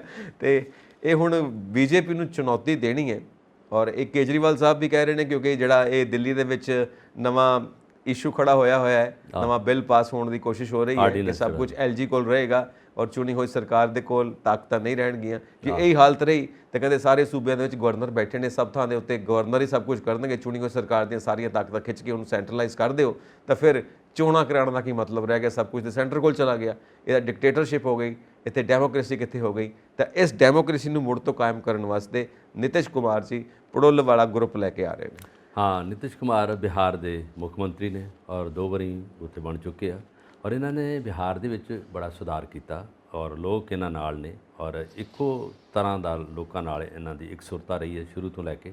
ਔਰ ਉਹਦੇ ਵਿੱਚ ਲਾਲੂ ਯਾਦਵ ਦੀ ਜਿਹੜੀ ਪਾਰਟੀ ਆ, ਉਹਨਾਂ ਦੇ ਬੇਟਾ ਨੇ ਉੱਥੇ ਉਪ ਮੁੱਖ ਮੰਤਰੀ, ਔਰ ਹੁਣ ਇਹਨਾਂ ਨੇ ਇੱਕ ਨਵੀਂ ਜਿਹੜੀ ਸੋਚ ਉਡਾਈ ਹੈ ਕਿ ਅਗਲੀਆਂ ਇਲੈਕਸ਼ਨ ਜਿਹੜੀਆਂ ਆ ਰਹੀਆਂ ਉਹਨਾਂ ਵਿੱਚ ਇੱਕ ਐਡਾ ਵੱਡਾ ਗੱਠਜੋੜ ਬਣਾ ਦਈਏ ਜਿਹਦੇ 'ਚ ਸਾਰੀਆਂ ਪਾਰਟੀਆਂ ਇਕੱਠੀਆਂ ਕਰ ਲਈਏ। ਪਹਿਲਾਂ ਵੀ ਦਿੱਲੀ ਆ ਕੇ ਮੀਟਿੰਗ ਹੋਈ ਸੀ, ਕੁਝ ਕੇਜਰੀਵਾਲ ਸਾਹਿਬ ਵੀ ਨੇ, ਆਪ ਨੂੰ ਵੀ ਇਹਨਾਂ ਨੇ ਸੱਦਾ ਦਿੱਤਾ। ਉਹਦੇ ਵਿੱਚ ਮਮਤਾ ਬੈਨਰਜੀ ਬੰਗਾਲ ਦੇ ਮੁੱਖ ਮੰਤਰੀ, ਉਹਦੇ ਵਿੱਚ ਜਿਹੜੀ ਨੈਸ਼ਨਲ ਕਾਂਗਰਸ ਆ ਉਹਦੇ ਵਿੱਚ ਸ਼ਰਦ ਪਵਾਰ ਜੀ ਵੀ ਉਹਦੇ ਵਿੱਚ ਹੈਗੇ ਆ। ਬਾਕੀ ਜਿੰਨੇ ਵੀ ਨੇਤਾ ਨੇ ਵੱਡੇ ਉਹ ਸਾਰਿਆਂ ਨੂੰ ਇਕੱਠੇ ਕਰਕੇ ਇਹਨਾਂ ਨੇ ਦਿੱਲੀ ਵਿੱਚ ਅਗਲੀ ਮੀਟਿੰਗ ਕਰਨ ਦੀ ਸੰਭਾਵਨਾ ਪੈਦਾ ਕਰ ਦਿੱਤੀ ਆ ਔਰ ਐਲਾਨ ਕਰ ਦਿੱਤਾ ਕਿ ਅਸੀਂ ਅਗਲੀਆਂ ਚੋਣਾਂ ਦੇ ਲਈ ਸਾਰਿਆਂ ਨੂੰ ਇਕੱਠੇ ਹੋ ਕੇ ਲੋਕਾਂ ਤੱਕ ਪਹੁੰਚ ਕਰੀਏ ਤਾਂ ਕਿ ਲੋਕ ਸਾਡੀ ਗੱਲ ਨੂੰ ਸੁਣਨ, ਤਾਂ ਅਸੀਂ ਆਉਣ ਵਾਲੀ ਸਰਕਾਰ ਜਿਹੜੀ ਆ ਉਹਨੂੰ ਇੱਕ ਨੁਕਰੇ ਲਾ ਦਈਏ। ਔਰ ਨਿਤਿਸ਼ ਕੁਮਾਰ ਜੀ ਬੜੇ ਚੰਗੀ ਸੋਚ ਔਰ ਨੀਤੀਵਾਨ ਲੋਕ ਨੇ, ਪਰਸਨੈਲਿਟੀ ਨੇ, ਔਰ ਇਸ ਸ਼ਖਸੀਅਤ ਨੇ ਬਿਹਾਰ ਦੇ ਵਿੱਚ ਬੜਾ ਕੁਝ ਵਿਗੜਿਆ ਪਿਆ ਸੀ। ਬਿਹਾਰ 'ਚ ਬੜੀ ਮਾਰ ਧਾੜ ਸੀ, ਚੋਰੀਆਂ ਡਕੈਤੀਆਂ ਬੜਾ ਕੁਝ ਹੁੰਦਾ ਸੀ, ਇਹਨਾਂ ਨੇ ਸਾਰਿਆਂ ਨੂੰ ਕੰਟਰੋਲ ਕਰ ਦਿੱਤਾ। ਔਰ 10ਵੇਂ ਪਾਤਸ਼ਾਹ ਗੁਰੂ ਗੋਬਿੰਦ ਸਿੰਘ ਸਾਹਿਬ ਜੀ ਦਾ ਜਿਹੜਾ ਪ੍ਰਕਾਸ਼ ਉਤਸਵ ਸੀਗਾ ਪਟਨਾ ਸਾਹਿਬ ਵਿੱਚ, ਉਹਨਾਂ ਦਾ ਇਹਨਾਂ ਨੇ ਬੜਾ ਵੱਡਾ ਵਧੀਆ ਪ੍ਰਬੰਧ ਕਰਕੇ ਗਾਂਧੀ ਮੈਦਾਨ ਦੇ ਵਿੱਚ ਹੀ ਬੜਾ ਕੁਝ ਇਹਨਾਂ ਨੇ ਅਰੇਂਜ ਕਰ ਦਿੱਤਾ ਸੀ। ਉੱਥੇ ਲੰਗਰ ਲਵਾਤੇ ਸੀ, ਆਪ ਖੁਦ ਜਾ ਕੇ ਵੇਖਦੇ ਸੀਗੇ। ਉਹਦੇ ਨਾਲ ਇੱਕ ਕਮਿਊਨਿਟੀ ਨਹੀਂ, ਸਾਰੀਆਂ ਕਮਿਊਨਿਟੀਆਂ ਇਹਨਾਂ ਦੇ ਨੇੜੇ ਆਈਆਂ। ਇਹਨਾਂ ਕੁਝ ਕੀਤਾ ਔਰ ਉਹਦਾ ਲਾਈਵ ਟੈਲੀਕਾਸਟ ਦੂਰਦਰਸ਼ਨ 'ਤੇ ਹੋਇਆ, ਬਾਕੀ ਚੈਨਲਾਂ ਨੇ ਵੀ ਕੀਤਾ। ਇਹੋ ਜਿਹੀਆਂ ਜਿਹੜੀਆਂ ਗੱਲਾਂ ਨੇ ਉਹ ਲੋਕਾਂ ਤੱਕ ਪਹੁੰਚਣ ਦੀ ਬਹੁਤ ਵੱਡੀ ਗੱਲ ਹੁੰਦੀ ਆ। ਡੋਰ ਟੂ ਡੋਰ ਆਪਣਾ ਮੈਸੇਜ ਦੇਣ ਦੀ ਗੱਲ ਹੁੰਦੀ ਆ। ਦੂਜੀ ਵਾਰ ਬਿਹਾਰ ਦੇ ਵਿੱਚ ਮੁੱਖ ਮੰਤਰੀ ਦੇ ਤੌਰ 'ਤੇ ਆਉਣਾ ਬਹੁਤ ਵੱਡੀ ਗੱਲ ਸੀ। ਔਰ ਉਹ 'ਚ ਪਾਸਵਾਨ ਸਾਹਿਬ ਦੀ ਡੈਥ ਹੋ ਗਈ ਆ, ਉਹ ਵੀ ਉੱਥੇ ਇੱਕ ਵੱਡੀ ਪਰਸਨੈਲਿਟੀ ਸੀ। ਔਰ ਉਸ ਤੋਂ ਬਾਅਦ ਲਾਲੂ ਯਾਦਵ ਜੀ ਉੱਥੇ ਰਹੇ, ਰਾਬੜੀ ਜੀ ਖੁਦ ਰਹੇ ਆ ਮੁੱਖ ਮੰਤਰੀ, ਲਾਲੂ ਯਾਦਵ ਜੀ ਸੈਂਟਰ 'ਚ ਰਹੇ ਆ, ਰੇਲਵੇ ਮੰਤਰੀ ਰਹੇ ਆ 2004-2003 ਦੇ ਵਿੱਚ। ਔਰ ਬਾਕਾਇਦਾ ਤੌਰ 'ਤੇ ਨਿਤਿਸ਼ ਕੁਮਾਰ ਜੀ ਵੀ ਰੇਲਵੇ ਮੰਤਰੀ ਰਹੇ ਆ। ਜਿਹੜੇ ਵੀ ਇਹਨਾਂ ਦੇ ਮੰਤਰੀ ਰਹਿੰਦੇ ਆ 13-14 ਮੰਤਰੀ ਇਹਨਾਂ ਦੇ ਸੈਂਟਰ ਦੇ ਵਿੱਚ ਬੈਠੇ ਹੁੰਦੇ ਆ ਬਿਹਾਰ ਦੇ, ਔਰ ਬਾਕਾਇਦਾ ਪ੍ਰੋਮੀਨੈਂਟ ਤੌਰ 'ਤੇ ਇਹਨਾਂ ਨੂੰ ਨਾ ਜਾਂਦਾ। ਹੁਣ ਜਿਹੜਾ ਇਹਨਾਂ ਨੇ ਤੁਸੀਂ ਕਿਹਾ ਕਿ ਪੁੜਲ ਬਣਾਉਣ ਦਾ ਜਿਹੜਾ ਇਹਨਾਂ ਨੇ ਵਾਅਦਾ ਕੀਤਾ, ਇਹਦੇ ਵਿੱਚ ਇਹਨਾਂ ਨੇ ਸਾਰੀਆਂ ਜਿਹੜੀਆਂ ਰਾਜਨੀਤਿਕ ਪਾਰਟੀਆਂ, ਵਿਰੋਧੀ ਪਾਰਟੀਆਂ ਨੂੰ ਇਕੱਠੇ ਕਰ ਲਿਆ। ਉਹਨਾਂ ਨੇ ਇੱਕ ਗੱਲ ਹੋਰ ਕਹਿਤੀ ਹੈ ਕਿ ਜੋ ਕੁਝ ਰਾਹੁਲ ਗਾਂਧੀ ਜੀ ਨੇ ਕੀਤਾ ਸੀਗਾ ਕਾਂਗਰਸ ਵੱਲੋਂ ਭਾਰਤ ਜੋੜੋ ਯਾਤਰਾ ਵਿੱਚ, ਉਹ ਨੀਤੀ ਜਿਹੜੀ ਹੈ ਲੋਕਾਂ ਨੂੰ ਤਾਂ ਚੰਗੀ ਲੱਗੀ, ਜਿਹੜੀ ਰੂਲਿੰਗ ਪਾਰਟੀ ਉਹਨਾਂ ਨੂੰ ਇਹ ਚੁਭੀ ਹੈ, ਪਰ ਅਸੀਂ ਉਹਨੂੰ ਦੁਬਾਰਾ ਰਿਵਾਈਵ ਕਰਾਂਗੇ, ਦੁਬਾਰਾ ਦੱਸਾਂਗੇ ਔਰ ਲੋਕਾਂ ਨੂੰ ਨੇੜੇ ਲਿਆਉਣ ਦਾ ਯਤਨ ਕਰਾਂਗੇ। ਬਹੁਤ ਵੱਡਾ ਇੱਕ ਉਹਨਾਂ ਦਾ ਐਫਰਟਸ ਆ, ਬਹੁਤ ਵੱਡਾ ਪਹਿਲੂ ਅੱਗੇ ਆਉਣ ਦਾ। ਔਰ ਦੇਖੋ ਇਹੋ ਜਿਹੇ ਸਿਆਣੇ ਲੋਕ ਜਾਣਗੇ ਤੇ ਅੱਗੇ ਕਾਂਗਰਸ ਜਾਂ ਬਾਕੀ ਪਾਰਟੀਆਂ ਵੱਜ ਜਾਣਗੀਆਂ। ਨਹੀਂ ਤਾਂ ਜਿਹੜੀ ਤੁਸੀਂ ਅੱਗੇ ਗੱਲ ਕੀਤੀ ਹੈ ਫਿਰ ਮਨਮਾਨੀ ਰਾਜਕਤਾ, ਫਿਰ ਜੋ ਕੁਝ ਕਹਿਣਾ ਜੋ ਕੁਝ ਕਰਨਾ ਉਹ ਉਹਨਾਂ ਦੀ ਮਰਜ਼ੀ ਹੈ, ਜੋ ਕਰਨ ਨਾ ਕਰਨ ਸਾਰੀ ਗੱਲ ਉਹਨਾਂ 'ਤੇ ਡਿਪੈਂਡ ਕਰਦੀ ਹੈ। ਬਹੁਤ ਵੱਡੀਆਂ ਗੱਲਾਂ ਹੋਣ ਜਾ ਰਹੀਆਂ ਨੇ। ਕਈ ਤੇ ਇੱਥੋਂ ਤੱਕ ਗੱਲਾਂ ਕਹਿੰਦੇ ਪਏ ਨੇ ਕਿ 2024 ਦੇ ਵਿੱਚ ਜੇ ਮੁੜ ਤੋਂ ਬੀਜੇਪੀ ਜਿੱਤ ਜਾਂਦੀ ਹੈ, ਜੇ ਮੁੜ ਤੋਂ ਮੋਦੀ ਸਾਹਿਬ ਪ੍ਰਾਈਮ ਮਿਨਿਸਟਰ ਬਣ ਜਾਂਦੇ ਨੇ, ਇਹ ਕਈ ਗੱਲਾਂ ਕਰਦੇ ਪਏ ਨੇ, ਜਿਹੜੇ ਰਾਜਨੀਤਿਕ ਗਲਿਆਰਿਆਂ ਦੇ ਵਿੱਚ ਗੱਲਾਂ ਹੁੰਦੀਆਂ ਪਈਆਂ ਨੇ, ਜਿਹੜੀਆਂ ਰਿਪੋਰਟਸ ਪਹੁੰਚਦੀਆਂ ਨੇ, ਜੇ ਮੁੜ ਤੋਂ ਇਹ ਇੱਦਾਂ ਹਿਸਟਰੀ ਰਿਪੀਟ ਕਰਨ ਦੇ ਵਿੱਚ ਕਾਮਯਾਬ ਹੋ ਜਾਂਦੇ ਨੇ ਤੇ ਸਨ 2029 ਦੇ ਵਿੱਚ ਇਲੈਕਸ਼ਨਸ ਹੀ ਨਹੀਂ ਕਰਵਾਉਣ ਦੇਣਗੇ। ਉਹ ਕਹਿਣਗੇ ਕਿ ਇਲੈਕਸ਼ਨਸ ਦੀ ਲੋੜ ਨਹੀਂ ਹੈਗੀ ਕਿਉਂਕਿ ਹਰ ਵਾਰ ਅਸੀਂ ਜਿੱਤਦੇ ਹਾਂ, ਅਸੀਂ ਬਣਦੇ ਹਾਂ, ਤਾਂ ਕਾਹਨੂੰ ਖਰਚਾ ਕਰਨਾ, ਸਾਨੂੰ ਬਣਨ ਰਹਿਣ ਦਿਓ। ਜਿੱਦਾਂ ਪੇ ਕਮਿਸ਼ਨ ਦਿੰਦਾ ਨਾ, 7ਵਾਂ ਪੇ ਕਮਿਸ਼ਨ ਆਇਆ ਸੈਂਟਰ ਗਵਰਨਮੈਂਟ EMPLOYE ਨੂੰ ਦਿੰਦੇ, ਔਰ ਇਹਨਾਂ ਨੇ ਅੱਗੇ ਰੋਕ ਲਾ ਦਿੱਤੀ ਵੀ ਹੁਣ ਕੋਈ ਗੱਲ ਨਹੀਂ, ਸਾਨੂੰ ਬਣੇ ਰਹਿਣ ਦਿਓ। ਤਾਂ ਬਾਕੀ ਤੇ ਪਹੁੰਚ ਚੁੱਕੇ ਆ, ਅਸੀਂ ਉਹਨਾਂ ਨੂੰ DA ਬਕਾਇਦਾ ਤੌਰ 'ਤੇ ਦੇਵਾਂਗੇ, ਬਾਕੀ ਉਹਨਾਂ ਦੀ ਤਨਖਾਹਾਂ ਬੇਸਿਕ ਤਨਖਾਹਾਂ ਜਿਹੜੀਆਂ ਹੈਗੀਆਂ ਉਹ ਕੈਡਰ ਦੇ ਅਕੋਰਡਿੰਗ ਦੇਵਾਂਗੇ। No need of pay commission. ਇਹਨਾਂ ਵੀ ਕਹਿਤਾ, ਜਿਹੜੀ ਤੁਹਾਡੀ ਗੱਲ ਸਹੀ ਹੈ। ਹੁਣ ਪੇ ਕਮਿਸ਼ਨ ਜਿਹੜਾ 10 ਸਾਲ ਬਾਅਦ ਪੈਂਦਾ ਸੈਂਟਰ ਗਵਰਨਮੈਂਟ ਲਈ, ਉਹਨੂੰ ਫਾਲੋ ਕਰਦੀ ਸਟੇਟ, ਹਰ ਸਟੇਟ ਵਿੱਚ ਵੀ ਪੇ ਕਮਿਸ਼ਨ ਬੈਠਦਾ। ਜਿਹੜਾ ਪੰਜਾਬ ਗਵਰਨਮੈਂਟ ਦਾ 6ਵਾਂ ਪੇ ਕਮਿਸ਼ਨ ਆ, ਸੈਂਟਰ ਦਾ 7ਵਾਂ ਪੇ ਕਮਿਸ਼ਨ ਚੱਲ ਰਿਹਾ, 2016 ਜਨਵਰੀ ਤੋਂ ਲਾਗੂ ਸੀਗਾ। ਅੱਗੇ ਦੇਖ ਲਓ ਜਿਹੜਾ ਇਹ 26 'ਚ ਫਿਰ ਇਹ ਆ ਰਿਹਾ, ਹੁਣ ਉਹਦਾ ਤਾਂ ਅਜੇ ਤੱਕ ਕੋਈ ਕਿੰਤੂ ਹੋਇਆ ਉਹਦੇ 'ਤੇ। ਔਰ ਇਹ ਕਿਹਨੇ ਬਿਠਾਇਆ ਸੀਗਾ? ਇਹ ਡਾਕਟਰ ਮਨਮੋਹਨ ਸਿੰਘ ਦੀ ਸਕੀਮ ਸੀ, ਉਹਨਾਂ ਨੇ ਕੀਤਾ ਸੀ। ਉਹ ਅਰਥ ਵਿਵਸਥਾ ਦੇ ਜਾਣੂ ਨੇ, ਉਹਨਾਂ ਦੀ ਨੀਤੀ ਇਹੀ ਰਹੀ ਹੈ, ਪਰ ਇਹ ਸਰਕਾਰ ਨੇ ਉੱਤੇ ਉਹਨਾਂ ਨੇ ਰੋਕ ਲਾ ਦਿੱਤੀ ਸੀ। ਇਹੀ ਗੱਲ ਤੁਸੀਂ ਕਿਹਾ ਕਿ 2029 ਦੀਆਂ ਇਲੈਕਸ਼ਨ ਜਿਹੜੀਆਂ ਹੋ ਸਕਦਾ ਉਹ ਤੋਂ ਬਾਅਦ ਨਾ ਹੋਣ, ਜੇ ਹੋਣਗੀਆਂ। ਮੈਂ ਨਹੀਂ ਕਹਿ ਰਿਹਾ, ਐਕਸਪਰਟਸ ਕਹਿੰਦੇ ਆ ਕਿ ਇਹ ਜੇ ਮੁੜ ਤੋਂ ਹਿਸਟਰੀ ਰਿਪੀਟ ਕਰਦੇ ਆ ਤੇ ਹੋ ਸਕਦਾ 2029 ਦੀਆਂ ਇਲੈਕਸ਼ਨਸ ਕਰਵਾਉਣ ਹੀ ਨਾ। ਕਹਿਣਗੇ ਕਿ ਹਰ ਵਾਸਤੇ ਅਸੀਂ ਹੋਣੇ ਆ ਤੇ ਕਾਹਦੇ ਵਾਸਤੇ ਖਰਚਾ ਕਰਵਾ ਕੇ, ਕਾਹਦੇ ਨੂੰ ਟਾਈਮ ਵੇਸਟ ਕਰਨਾ, ਕਾਹਨੂੰ ਪੈਸਾ, ਪਰ ਇਸ ਤਰ੍ਹਾਂ ਡੈਮੋਕ੍ਰੇਸੀ ਨਹੀਂ ਰਹੂਗੀ, ਨਸ਼ਟ ਕਰਨਾ। ਇਹ ਵਿਅਕਤੀਗਤ ਸੋਚ ਹੈ, ਇਦਾਂ ਹੋਊਗਾ ਥੋੜਾ। ਡੈਮੋਕ੍ਰੇਸੀ ਦੇ ਪੈਟਰਨ ਨਾ ਕਨਸਟੀਟਿਊਸ਼ਨ ਆ, ਇਟ ਵੋਂਟ ਹੈਪਨ। ਜੋ ਕਨਸਟੀਟਿਊਸ਼ਨ ਬਣਾਇਆ ਡਾਕਟਰ ਅੰਬੇਦਕਰ ਰਾਓ ਜੀ ਨੇ, ਉਹਦੇ ਤੇ ਤਾਂ ਪੂਰਨੇ ਪੈਣੇ। ਕੌਣ ਉਹਨੂੰ ਤਾਂ ਮੁਨਕਰ ਹੋ ਜਾਊਗਾ, ਕਿਹੜੀ ਪਾਰਟੀ ਨਹੀਂ ਕਹੂਗੀ। ਇਹ ਤਾਂ ਬਕਾਇਦਾ ਇਹ ਕਈ ਵਾਰੀ ਵਿਅਕਤੀਗਤ ਵਿਚਾਰ ਨੇ, ਵਿਰੋਧੀ ਤਰ੍ਹਾਂ ਦੇ ਵਿਚਾਰ ਹੋ ਸਕਦੇ ਨੇ। ਕਰ ਲਿਆ ਆਪਣੇ ਦਰਸ਼ਕਾਂ ਨਾਲ, ਅੱਛੀ ਗੱਲ, ਕਿਉਂਕਿ ਇਦਾਂ ਦੀਆਂ ਗੱਲਾਂ ਜਿਹੜੀਆਂ ਵੀ ਰਿਪੋਰਟਸ ਮਿਲਣ ਉਹ ਦਰਸ਼ਕਾਂ ਨਾਲ ਜ਼ਰੂਰ ਸਾਂਝੀਆਂ ਕਰਨੀਆਂ ਚਾਹੀਦੀਆਂ ਨੇ ਕਿ ਇਦਾਂ ਦੀਆਂ ਵੀ ਗੱਲਾਂ ਹੋਣ ਲੱਗ ਪਈਆਂ ਨੇ। ਸਾਇੰਟਿਸਟ ਕਹਿ ਰਹੇ ਆ ਕਿ 2045 ਤੋਂ ਬਾਅਦ ਬੰਦੇ ਨਹੀਂ ਮਰਨਗੇ, ਕਿਉਂਕਿ ਇਹਦੇ ਵਿੱਚ ਜੋ ਕੁਝ ਉਹਨਾਂ ਨੇ ਮੈਡੀਸਨ ਇੱਦਾਂ ਦੀ ਤਿਆਰੀਆਂ ਕਰਤੀਆਂ, ਜੋ ਜਿੱਦਾਂ ਦੀ ਉਹਨਾਂ ਦੇ ਸਰੀਰਕ ਜਿਹੜੇ ਬਣਤਰ ਬਣਾ ਦੇਣੀ ਆ 2045 ਤੋਂ ਬਾਅਦ ਸ਼ਾਇਦ ਅਸੀਂ ਤਾਂ ਨਹੀਂ ਵੇਖਾਂਗੇ, ਤੁਸੀਂ ਉਸ ਜਾਂ ਜਵਾਨ ਮੁੰਡੇ ਵੇਖਣਗੇ 2045 ਅਜੇ ਬਹੁਤ ਦੂਰ ਆ, ਔਰ ਉਦੋਂ ਤੱਕ ਕਹਿਣਗੇ ਇਹਦੇ 'ਚ ਬੜੀ ਰੱਦੋ ਬਦਲ ਹੋ ਜੂਗੀ, ਬੜਾ ਕੁਝ ਬੰਦਾ ਮਰੂਗਾ ਹੀ ਨਹੀਂ, ਬੰਦਾ ਮਰੂਗਾ ਹੀ ਨਹੀਂਗਾ। ਇਹਦੇ ਵਿੱਚ ਸਾਇੰਸਦਾਨਾਂ ਨੇ ਕਹਿਤਾ, ਜਿਹਨੇ ਖੋਜੀ ਆ।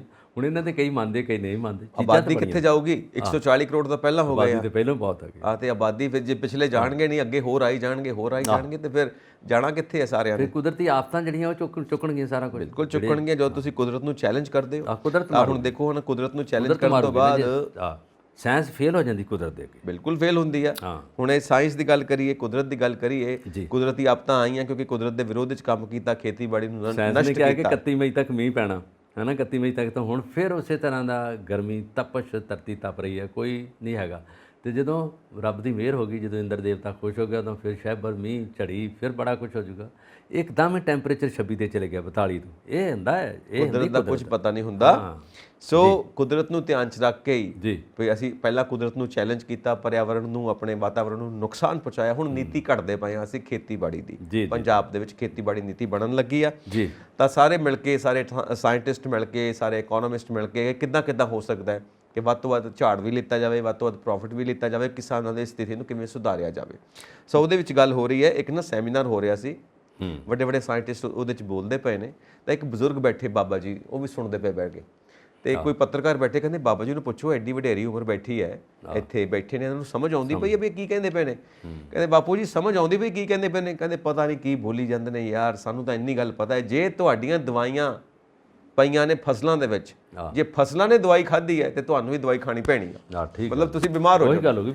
ਆ ਹੁਣ ਗੱਲ ਸਾਹਮਣੇ ਆ ਰਹੀ ਖੇਤੀਬਾੜੀ ਨੀਤੀ ਦੀ ਕਿ ਜੈਵਿਕ ਖੇਤੀ ਕਰਨੀ ਚਾਹੀਦੀ ਹੈ, ਨੈਚੁਰਲ ਖੇਤੀ ਕਰਨੀ ਚਾਹੀਦੀ ਹੈ, ਉਹਦੇ 'ਚ ਕੈਮੀਕਲ ਨਹੀਂ ਇਸਤੇਮਾਲ ਕਰਨੇ।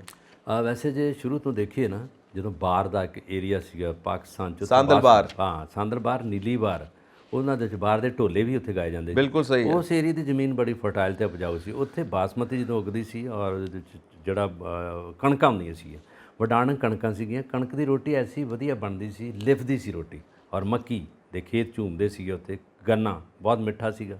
ਔਰ ਉਹ ਤੋਂ ਬਾਅਦ ਜਦੋਂ ਆਪਣਾ ਬਟਵਾਰਾ ਹੋਇਆ, ਬਹੁਤ ਲੋਕ ਇੱਧਰ ਆ ਗਏ, ਇਹਨਾਂ ਨੇ ਇਸ ਜ਼ਮੀਨ ਨੂੰ ਵੀ ਉਸੇ ਤਰ੍ਹਾਂ ਦਾ ਬਣਾ ਦਿੱਤਾ, ਉਸੇ ਤਰ੍ਹਾਂ ਦੀ ਉਪਜਾਊ ਜ਼ਮੀਨ ਬਣ ਗਈ। ਪਰ ਉਹਦੇ ਵਿੱਚ ਪਤਾ ਕੀ ਹੋਇਆ, ਜਿਹੜੀਆਂ ਕਣਕਾਂ ਸੀਗੀਆਂ ਵਡਾਣਕ, ਉਹ ਖਤਮ ਹੋ ਗਈਆਂ। ਉਦੋਂ ਬਾਅਦ ਜਿਹੜੀ ਬਾਸਮਤੀ ਉਹ ਖਤਮ ਹੋ ਗਈ, ਝੋਨੇ ਆ ਗਏ, ਹੈ ਨਾ, PR 108, PR 109 ਇੱਦਾਂ ਦੀ ਕਿਸਮਾਂ ਆ ਗਈਆਂ, ਪੰਜਾਬ ਖੇਤੀਬਾੜੀ ਯੂਨੀਵਰਸਿਟੀ ਨੇ ਦੇਤੀਆਂ। ਫਿਰ ਯੂਰੀਆ ਆ ਗਈ, ਖਾਦਾਂ, ਫਾਸਫੋਰਸ ਆ ਗਈ, ਔਰ ਫਿਰ ਕਈ ਤਰ੍ਹਾਂ ਦੀਆਂ ਨਾਈਟ੍ਰੋਜਨ ਖਾਦਾਂ ਆ ਗਈਆਂ। ਇਹਦੇ ਵਿੱਚ ਵਧੇਰੇ ਝਾੜ ਲੈਣ ਲਈ ਲੋਕ ਭੱਜ ਦੌੜ ਕਰਨ ਲੱਗ ਪਏ। ਪਾਣੀ ਧਰਤੀ ਤੋਂ ਖਤਮ ਹੁੰਦਾ ਜਾ ਰਿਹਾ ਸੀਗਾ, ਔਰ ਇਹਦੇ 'ਚ ਪੰਜਾਬ ਖੇਤੀਬਾੜੀ ਯੂਨੀਵਰਸਿਟੀ ਦੇ ਜਿੰਨੇ ਸਾਇੰਟਿਸਟ ਸੀ, ਉਹਨਾਂ ਨੇ ਕਿਹਾ ਸੀਗਾ ਕਿ ਹੁਣ ਖੇਤੀ 'ਚ ਬਦਲ ਲਿਆਓ, ਸੂਰਜਮੁਖੀ ਲਾਓ, ਦਾਲਾਂ ਬੀਜੋ। ਨਹੀਂ ਕਿਸਾਨ ਮੰਨੇ। ਹੁਣ ਕਰਕੇ ਜਦੋਂ ਪਤਾ ਲੱਗ ਗਿਆ ਲੋਕ ਬਿਮਾਰ ਹੋ ਰਿਹਾ, ਇੱਕ ਬੋਰਡ ਬਣ ਗਿਆ ਪੰਜਾਬ ਸਰਕਾਰ ਵੱਲੋਂ, ਖੇਤੀਬਾੜੀ ਯੂਨੀਵਰਸਿਟੀ ਦੇ ਸਾਇੰਟਿਸਟ ਜਿੰਨੇ ਬਰੀਡਰ ਸਾਰੇ ਪਿੰਡਾਂ 'ਚ ਜਾਣ ਲੱਗ ਪਏ। ਉਹਨਾਂ ਨੇ ਸਮਝਾਇਆ ਵੀ ਭਲਿਓ ਮਾਨਸੋ, ਜਿਹੜੀ ਰੂੜੀ ਸੁੱਟਦੇ, ਜਿਹੜੇ ਗੋਹੇ ਦੀ ਰੂੜੀ ਹੈ, ਤੁਸੀਂ ਸੁੱਟ ਕੇ ਬਾਹਰਲੇ ਟੋਇਆਂ 'ਚ ਦੱਬ ਦਿੰਦੇ ਜੇ, ਉਹਦੇ 'ਚ ਮੱਛਰ ਪੈਦਾ ਹੁੰਦਾ, ਖੇਤਾਂ 'ਚ ਪਾਓ। ਜਿਹੜੇ ਪਹਿਲਾਂ ਲੋਕ ਪਾਉਂਦੇ, ਗੱਡਿਆਂ ਦੇ ਗੱਡੇ ਉਹ 'ਚ ਰੂੜੀ ਪਾਉਂਦੇ ਸੀਗੇ, ਉਹ 'ਚੋਂ ਕੋਈ ਬਿਮਾਰੀ ਨਹੀਂ ਸੀ ਹੁੰਦੀ, ਨੈਚੁਰਲ ਖੇਤੀ ਹੁੰਦੀ ਸੀ। ਉਹਦੇ 'ਤੇ ਹੁਣ ਜ਼ੋਰ ਦਿੱਤਾ, ਜਿਹਨੂੰ ਅਸੀਂ ਜੈਵਿਕ ਖੇਤੀ ਦਾ ਨਾਂ ਦੇ ਰਹੇ ਹਾਂ। ਉਹਦੇ 'ਚ ਝਾੜ ਭਾਵੇਂ ਘੱਟ ਹੋਊਗਾ, ਪਰ ਲੋਕ ਬਿਮਾਰ ਘੱਟ ਹੋਣਗੇ। ਜਿਹਦੇ 'ਚ ਤੁਸੀਂ ਗੰਨਾ ਚੁੱਪੋਗੇ, ਪੋਨਾ ਗੰਨਾ ਚੁੱਪੋਗੇ, ਉਹਦਾ ਰਸ ਪੀਓਗੇ, ਖੀਰ ਖਾਓਗੇ, ਲੱਜਤ ਆਊਗੀ, ਮਜ਼ਾ ਆਊਗਾ। ਉਹ ਚੀਜ਼ਾਂ ਨਹੀਂ ਆਉਂਦੀਆਂ ਕਦੇ ਵੀ। ਅਸੀਂ ਚੀਜ਼ਾਂ ਜਿਹੜੀਆਂ ਉਹ ਲੈ ਰਹੇ, ਜਿਹ 'ਚ ਹਾਈਬ੍ਰਿਡ ਪੈਦਾ ਹੋ ਰਹੇ ਆ, ਜਿਹ 'ਚ ਬੀਜ ਵੱਡੇ ਆ, ਜਿਹ 'ਚ ਮੱਕੀ ਦੀਆਂ ਛੱਲੀਆਂ ਬਹੁਤ ਵੱਡੀਆਂ ਛੱਲੀਆਂ ਲੱਗਦੀਆਂ, ਪਰ ਉਹਦਾ ਸਵਾਦ ਕੁਝ ਨਹੀਂ ਗਾ। ਦਾਣੇ ਚਬੋਗੇ ਤੇ ਤੁਹਾਨੂੰ ਉੱਥੂ ਆਊਗਾ, ਮਿਠਾਸ ਨਹੀਂ ਹੈ, ਮਿਠਾਸ ਨਹੀਂ, ਤਾਕਤ ਨਹੀਂ ਹੈ। ਉਹ ਚੀਜ਼ਾਂ ਉਹਨਾਂ ਨੂੰ ਦੁਬਾਰਾ ਲਿਆਉਣ ਲਈ ਲੋਕ, ਕਿਸਾਨ ਲੋਕ, ਮਿਹਨਤਕਸ਼ ਲੋਕ, ਕਿਰਤੀ ਮਜ਼ਦੂਰ ਸਾਰੇ ਇਕੱਠੇ ਹੋ ਕੇ ਦੁਬਾਰਾ ਉੱਥੇ ਆ ਜਾਓ, ਉਸੇ ਧਰਤੀ ਤੇ ਆ ਜਾਓ ਜਿੱਥੋਂ ਅਸੀਂ ਸ਼ੁਰੂ ਕੀਤਾ ਸੀ ਕੰਮ। ਜੀ ਬਸ ਜਾਂਦੇ ਜਾਂਦੇ ਇੱਕ ਨਿਊਜ਼ ਟੱਚ ਕਰਕੇ ਫਿਰ ਆਪਾਂ ਬੰਦ ਕਰਦੇ ਹਾਂ। ਉਹ ਇਹ ਹੈ ਕਿ ਰੇਡੀਓ ਪ੍ਰਸਾਰਣ ਜਿਹੜਾ ਦਿੱਲੀ ਤੋਂ ਤੇ ਚੰਡੀਗੜ੍ਹ ਤੋਂ ਬੰਦ ਕਰ ਦਿੱਤਾ ਗਿਆ। ਐਲਾਨ ਹੋ ਗਿਆ। ਫਿਰ ਤੋਂ ਕਹਿ ਰਹੇ ਨੇ ਪੋਲੀਟੀਕਲ ਪਾਰਟੀਆਂ ਕਿ ਮੁੜ ਤੋਂ ਸ਼ੁਰੂ ਕੀਤਾ ਜਾਵੇ। ਔਰ ਰੇਡੀਓ ਦਾ ਨਾ ਖੇਤੀਬਾੜੀ ਨਾਲ ਬੜਾ ਸਿੱਧਾ ਸੰਬੰਧ ਹੈ, ਕਿਉਂਕਿ ਰੇਡੀਓ ਨੇ ਬਹੁਤ ਪ੍ਰਮੋਟ ਕੀਤਾ ਖੇਤੀਬਾੜੀ ਨੂੰ, ਖੇਤੀਬਾੜੀ ਦੇ ਬੀਜਾਂ ਨੂੰ। ਔਰ ਕਈ ਬੀਜਾਂ ਨੂੰ ਰੇਡੀਓ ਬੀਜ ਕਿਹਾ ਜਾਂਦਾ, ਕਈ ਖਾਦਾਂ ਨੂੰ ਰੇਡੀਓ ਖਾਦ ਕਿਹਾ ਜਾਂਦਾ। ਕਿਸਾਨ ਇੱਦਾਂ ਕਹਿੰਦੇ ਨੇ ਕਿਉਂਕਿ ਰੇਡੀਓ ਪ੍ਰਮੋਟ ਕਰਦਾ ਸੀ। ਔਰ ਰੇਡੀਓ ਕਿਸਾਨਾਂ ਦੇ ਵਾਸਤੇ ਬਹੁਤ ਲਾਹੇਵੰਦ ਹੈ। ਦੂਰ ਦੂਰ ਜਿੱਥੇ ਟੀਵੀ ਨਹੀਂ ਪਹੁੰਚ ਸਕਦਾ, ਉੱਥੇ ਰੇਡੀਓ 100% ਪਹੁੰਚਦਾ। ਹੁਣ ਰੇਡੀਓ ਸਟੇਸ਼ਨ ਬੰਦ ਕਰ ਦਿੱਤੇ ਗਏ। ਵੈਸੇ ਇੱਕ ਹੈਗਾ, ਜਿੱਦਾਂ ਤੁਸੀਂ ਰੇਡੀਓ ਦੀ ਗੱਲ ਕੀਤੀ, ਰੇਡੀਓ ਤੇ ਦਿਹਾਤੀ ਪ੍ਰੋਗਰਾਮ ਸੀ, ਠੰਡੂ ਰਾਮ ਜੀ, ਠੁਣੀਆ ਰਾਮ ਜੀ, ਭਾਈਆ ਜੀ, ਮਾਸਟਰ ਜੀ, ਇਹ ਰੌਣਕੀ ਰਾਮ, ਇਹਨਾਂ ਦਾ ਇੱਕ ਬੜੇ ਵੱਡੇ ਜਿਹੜੇ ਅਦਾਕਾਰ ਸੀਗੇ ਬੋਲਦੇ ਰਹੇ ਆ। ਔਰ ਦੂਰਦਰਸ਼ਨ ਤੇ ਮੇਰਾ ਪਿੰਡ ਮੇਰੇ ਖੇਤ ਐਗਰੀਕਲਚਰ ਨਾਲ ਰਿਲੇਟਡ ਜੋ ਹੁੰਦਾ ਸੀ, ਸਾਇੰਟਿਸਟ ਆਉਂਦੇ ਸੀ, ਉਹਦੇ 'ਚ ਬੋਲਦੇ ਸੀ, ਕਿਸਾਨਾਂ ਨੂੰ ਦੱਸਦੇ ਸੀ ਵੀ ਆਹ ਫਸਲਾਂ ਬੀਜੋ, ਆਹ ਨਾਸ਼ਕ ਦਵਾਈਆਂ ਪਾਓ। ਉਹ ਸਾਰਾ ਕੁਝ ਹੋਣ ਤੋਂ ਬਾਅਦ ਰੇਡੀਓ ਤੇ ਜਿਹੜੀਆਂ ਖਬਰਾਂ ਸੀਗੀਆਂ, ਖਬਰਾਂ ਪ੍ਰਾਦੇਸ਼ਿਕ ਸਮਾਚਾਰ ਵੀ ਹੁੰਦੇ ਸੀਗੇ ਦਿੱਲੀ ਤੋਂ ਤੇ ਚੰਡੀਗੜ੍ਹ ਤੋਂ, ਇਹ ਪ੍ਰਸਾਰ ਭਾਰਤੀ ਨੇ ਬੰਦ ਕਰਤੇ ਇਮੀਡੀਏਟਲੀ ਔਰ ਜਲੰਧਰ ਤੋਂ ਸ਼ੁਰੂ ਹੋਣਗੇ, ਗੁਰਾਇਆਂ ਤੋਂ ਚੱਲਣਗੇ ਜਲੰਧਰ ਤੋਂ। ਔਰ ਇਹ ਜਿਹੜੀਆਂ ਸਾਡੇ ਲੋਕ ਰਾਜਨੀਤਿਕ ਪਾਰਟੀਆਂ ਨੇ ਉਹਨਾਂ ਦੀ ਆਲੋਚਨਾ ਕੀਤੀ ਹੈ, ਕਹਿੰਦੇ ਕਿ ਦਿੱਲੀ 'ਚ ਪੰਜਾਬੀ ਬੋਲਣ ਵਾਲੇ ਲੋਕ ਨਹੀਂ ਹੈਗੇ। ਜਦੋਂ ਬਟਵਾਰਾ ਹੋਇਆ, ਜਿੰਨੇ ਪੰਜਾਬੀ ਉੱਥੇ ਆ ਕੇ ਵਸੇ ਆ, ਬਹੁਤ 50% ਲੋਕ ਪੰਜਾਬੀ ਬੋਲਦੇ ਆ ਦਿੱਲੀ ਵਿੱਚ ਬੈਠੇ, ਉਹਨਾਂ ਨੂੰ ਖਬਰਾਂ ਸੁਣਨ ਦੀ ਆਦਤ ਨਹੀਂ ਗੀ, ਖਬਰਾਂ ਨਹੀਂ ਸੁਣ ਸਕਦੇ। ਚੰਡੀਗੜ੍ਹ ਦੇ ਵਿੱਚ ਤਰ੍ਹਾਂ ਤਰ੍ਹਾਂ ਦੇ ਲੋਕ ਬੈਠੇ ਆ, ਚੰਡੀਗੜ੍ਹ ਵਿੱਚ ਵੀ ਪੰਜਾਬੀ ਬੁਲੇਟਿਨ ਚੱਲਦਾ ਸੀ ਰੇਡੀਓ ਤੋਂ, ਉਹ ਵੀ ਬੰਦ ਕਰ ਦਿੱਤਾ।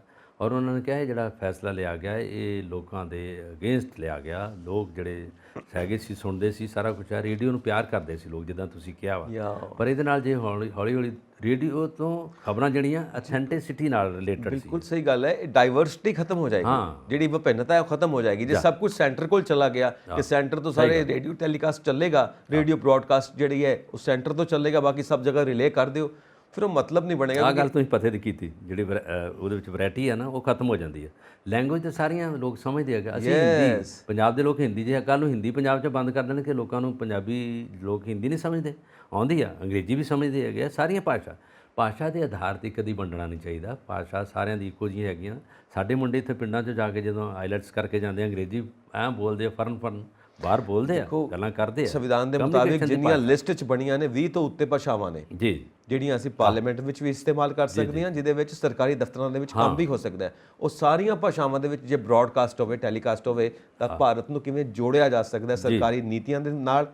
ਤੇ ਮੀਡੀਆ ਆਪਣਾ ਰੋਲ ਅਦਾ ਕਰ ਸਕਦਾ ਹੈ ਕਿ ਪੂਰੇ ਦੇਸ਼ ਨੂੰ ਇੱਕ ਕਰ ਸਕਦਾ ਹੈ, ਤੇ ਸਾਰੇ ਮਿਲ ਕੇ ਜਿਹਨੂੰ ਕਹਿੰਦੇ ਨੇ ਨਾ ਸਭ ਕਾ ਸਾਥ ਸਭ ਕਾ ਵਿਕਾਸ, ਉਸ ਵਾਸਤੇ ਕੰਮ ਕਰ ਸਕਦੇ ਆ। ਜਿਹਦੇ ਵਾਸਤੇ ਆ ਨਵਾਂ ਪਾਰਲੀਮੈਂਟ ਹਾਊਸ ਬਣਾਇਆ, ਉਹਨੂੰ ਇਹ ਮੀਡੀਆ ਸਪੋਰਟ ਕਰ ਸਕਦਾ, ਮੀਡੀਆ ਪ੍ਰਮੋਟ ਕਰ ਸਕਦਾ। ਸਹੀ ਗੱਲ ਹੈ। ਇਸ ਵਿੱਚ ਜਿਹੜੀ ਹੈ ਨਾ ਪੰਜਾਬੀ ਭਾਸ਼ਾ, ਇਹ ਤੁਹਾਨੂੰ ਪਤਾ ਪਾਕਿਸਤਾਨ ਕਿੰਨਾ ਸੁਣਦਾ, ਪਾਕਿਸਤਾਨ ਦਾ ਜਿਹੜਾ ਸਾਡਾ ਲਹਿੰਦਾ ਪੰਜਾਬ ਦੇ ਲੋਕ ਪੰਜਾਬੀ ਭਾਸ਼ਾ, ਸਾਡੀਆਂ ਖਬਰਾਂ ਸੁਣਦੇ, ਕਹਿੰਦੇ ਨੇ ਮਾਖਿਓ ਮਿੱਠੀ ਪੰਜਾਬੀ ਬੋਲੀ। ਹਾਂ, ਪੰਜਾਬ ਦੀ ਭਾਸ਼ਾ ਹੀ ਇਸ ਤਰ੍ਹਾਂ ਦੀ ਹੈਗੀ ਹੈ। ਔਰ ਉਸੇ ਤਰ੍ਹਾਂ ਜਿਹੜਾ ਉੱਥੋਂ ਲਾਹੌਰ ਤੋਂ ਪ੍ਰੋਗਰਾਮ ਚੱਲਦੇ ਸੀ, ਪਾਕਿਸਤਾਨ ਟੈਲੀਵਿਜ਼ਨ 'ਤੇ ਵੀ ਪੰਜਾਬੀ ਪ੍ਰੋਗਰਾਮ, ਡਰਾਮੇ, ਬੜੇ ਅੱਛੇ ਡਰਾਮੇ ਉਹਨਾਂ ਦੇ ਆਏ, ਕਮੇਡੀ ਸ਼ੋਅ, ਸਟੇਜ ਸ਼ੋਅ ਬਹੁਤ ਅੱਛੇ ਉਹਨਾਂ ਦੇ, ਪੰਜਾਬੀ ਨਾਲ ਰਿਲੇਟਡ ਜਿਹੜੇ ਹੈਗੇ ਸੀ ਉਹ। ਔਰ ਉਹਨਾਂ ਦੇ ਜਿੰਨੇ ਵੀ ਲੋਕ ਆ, ਸਾਡੀ ਪੰਜਾਬੀ ਫਿਲਮਾਂ ਵਿੱਚ ਵੀ ਕੰਮ ਕਰਦੇ, ਉਹਨਾਂ ਦੇ ਜਿੰਨੇ ਅਦਾਕਾਰ ਆ ਉਹ ਆਪਣੀ ਪੰਜਾਬੀ ਫਿਲਮਾਂ 'ਚ ਸਾਡੇ ਉੱਧਰ ਕੰਮ ਕਰਦੇ ਆ। ਕਲਚਰ ਤੇ ਇੱਕ ਆ, ਭਾਸ਼ਾ ਇੱਕ ਆ, ਜਿਸ ਨੂੰ ਹੋਰ ਜੋੜਨ ਲਈ ਕਮਿਊਨੀਕੇਸ਼ਨ ਦੀ ਭਾਸ਼ਾ ਜਿਹੜੀ ਲੈਂਗੁਏਜ ਹੁੰਦੀ ਹੈ, ਇੱਕ ਦੂਜੇ ਨਾਲ ਆਪਣੇ ਵਿਚਾਰ ਸਾਂਝੇ ਕਰਨ ਦੀ ਗੱਲ ਹੁੰਦੀ। ਪਰ ਜਿਹੜੀਆਂ ਰੇਡੀਓ ਤੇ ਟੈਲੀਵਿਜ਼ਨ ਦੀਆਂ ਖਬਰਾਂ ਲੋਕ ਇਹਨਾਂ ਨੂੰ ਜ਼ਿਆਦਾ ਸੁਣਦੇ ਆ। ਔਰ ਜਦੋਂ ਰਮਨ ਕੁਮਾਰ ਜੀ ਦਾ ਨਾਮ ਆਪਾਂ ਲੈਂਦੇ, ਜਦੋਂ ਬੋਲਦੇ ਹੁੰਦੇ ਸੀ ਵੀ ਰੇਡੀਓ ਤੇ ਟੈਲੀਵਿਜ਼ਨ 'ਤੇ ਜਦੋਂ ਖਬਰਾਂ ਪੜ੍ਹਦੇ ਲੋਕ ਇੱਕਦਮ ਆ ਕੇ ਬਹਿ ਜਾਂਦੇ ਸੀ। ਇਹ ਗੱਲਾਂ ਬੜੀਆਂ ਸੁਣਨਯੋਗ ਹੈ, ਪਰ ਲੋਕਾਂ ਨੂੰ ਇੱਥੋਂ ਤੱਕ ਨਹੀਂ ਲੈ ਜਾਣਾ ਚਾਹੀਦਾ ਕਿ ਲੋਕ ਮੁੜ ਕੇ ਉਦੋਂ ਬਾਅਦ ਮੀਡੀਆ ਤੋਂ ਦੂਰ ਹੋ ਜਾਣ, ਕਿਉਂਕਿ ਇਸ ਵੇਲੇ ਸੋਸ਼ਲ ਮੀਡੀਆ ਹਾਵੀ ਹੋ ਗਿਆ, ਸੋਸ਼ਲ ਮੀਡੀਆ ਅੱਗੇ ਆ ਗਿਆ, ਫੇਸਬੁੱਕ ਆ ਗਈ, ਯੂਟਿਊਬ ਆ ਗਈ, ਇੰਸਟਾਗ੍ਰਾਮ ਆ ਗਈ ਆ, ਉਹਨਾਂ ਦੇ ਵਿੱਚ ਜੋ ਕੁਝ ਖਬਰਾਂ ਤੋਂ ਉੱਥੋਂ ਮਿਲ ਰਹੀਆਂ, ਵਿਦ ਵੀਡੀਓ ਮਿਲ ਰਹੀਆਂ, ਤੇ ਫਿਰ ਕਿਉਂ ਰੇਡੀਓ ਸੁਣਨਗੇ ਤੇ ਕਿਉਂ ਦੂਰਦਰਸ਼ਨ ਸੁਣਨਗੇ? ਇਸੇ ਕਰਕੇ ਇਹ ਚੀਜ਼ਾਂ ਜਿਹੜੀਆਂ ਪਿੱਛੇ ਨੂੰ ਹਟਦੀਆਂ ਜਾ ਰਹੀਆਂ। ਨਵਾਂ 9 ਦਿਨ ਪੁਰਾਣਾ 100 ਦਿਨ ਕਿਹਾ ਜਾਂਦਾ ਹੈ। ਨਵੇਂ ਵੱਲ ਜ਼ਰੂਰ ਜਾਓ, ਪਰ ਪੁਰਾਣੇ ਨੂੰ ਛੱਡੋ ਨਾ, ਪੁਰਾਣੇ ਨੂੰ ਵੀ ਜਿਉਂਦਾ ਰੱਖੋ, ਕਿਉਂਕਿ ਪੁਰਾਣੇ ਸਾਡੇ ਬਜ਼ੁਰਗ ਨੇ, ਉਹਨਾਂ ਕੋਲ ਖਜ਼ਾਨਾ ਹੈ, ਉਹ ਖਜ਼ਾਨੇ ਦੀ ਵਰਤੋਂ ਕਰੀਏ। ਬਿਲਕੁਲ ਸਹੀ ਗੱਲ ਹੈ ਜੀ, ਚੱਲਣਾ ਚਾਹੀਦਾ ਜੀ, ਜ਼ਰੂਰ ਹੀ ਜੀ, ਜ਼ਰੂਰ, ਬਿਲਕੁਲ। ਦਿੱਲੀ ਜਾਣਾ ਹੋਏਗਾ, ਦਿੱਲੀ ਜਾਣਾ ਹੋਏਗਾ ਦੇਖਣ ਵਾਸਤੇ, ਦਿੱਲੀ ਜਾਵਾਂਗੇ ਨੇ, ਵੀਡੀਓ ਵੇਖਾਂਗੇ, ਉਹ ਵੋਟੀ ਵਾਕਣ ਸਜੀ ਹੋਈ ਦਿੱਲੀ, ਬਿਲਕੁਲ ਵੋਟੀ ਵਾਂਗ, ਨਵੀਂ ਵੋਟੀ ਵਾਂਗ, ਨਵੀਂ ਵੋਟੀ ਵਾਂਗ ਜੀ। ਤੁਸੀਂ ਆਪਣੇ ਵਿਚਾਰ ਸਾਨੂੰ ਇਨਬਾਕਸ ਕਰੋ ਤੇ ਸਾਡਾ ਚੈਨਲ ਪੰਜਾਬ ਮੇਲ USA TV ਸਬਸਕ੍ਰਾਈਬ ਕਰੋ। ਚਲੋ ਬਲਕਾਰ ਜੀ, ਜੀ ਜ਼ਰੂਰ, ਸਤਿ ਸ਼੍ਰੀ ਅਕਾਲ।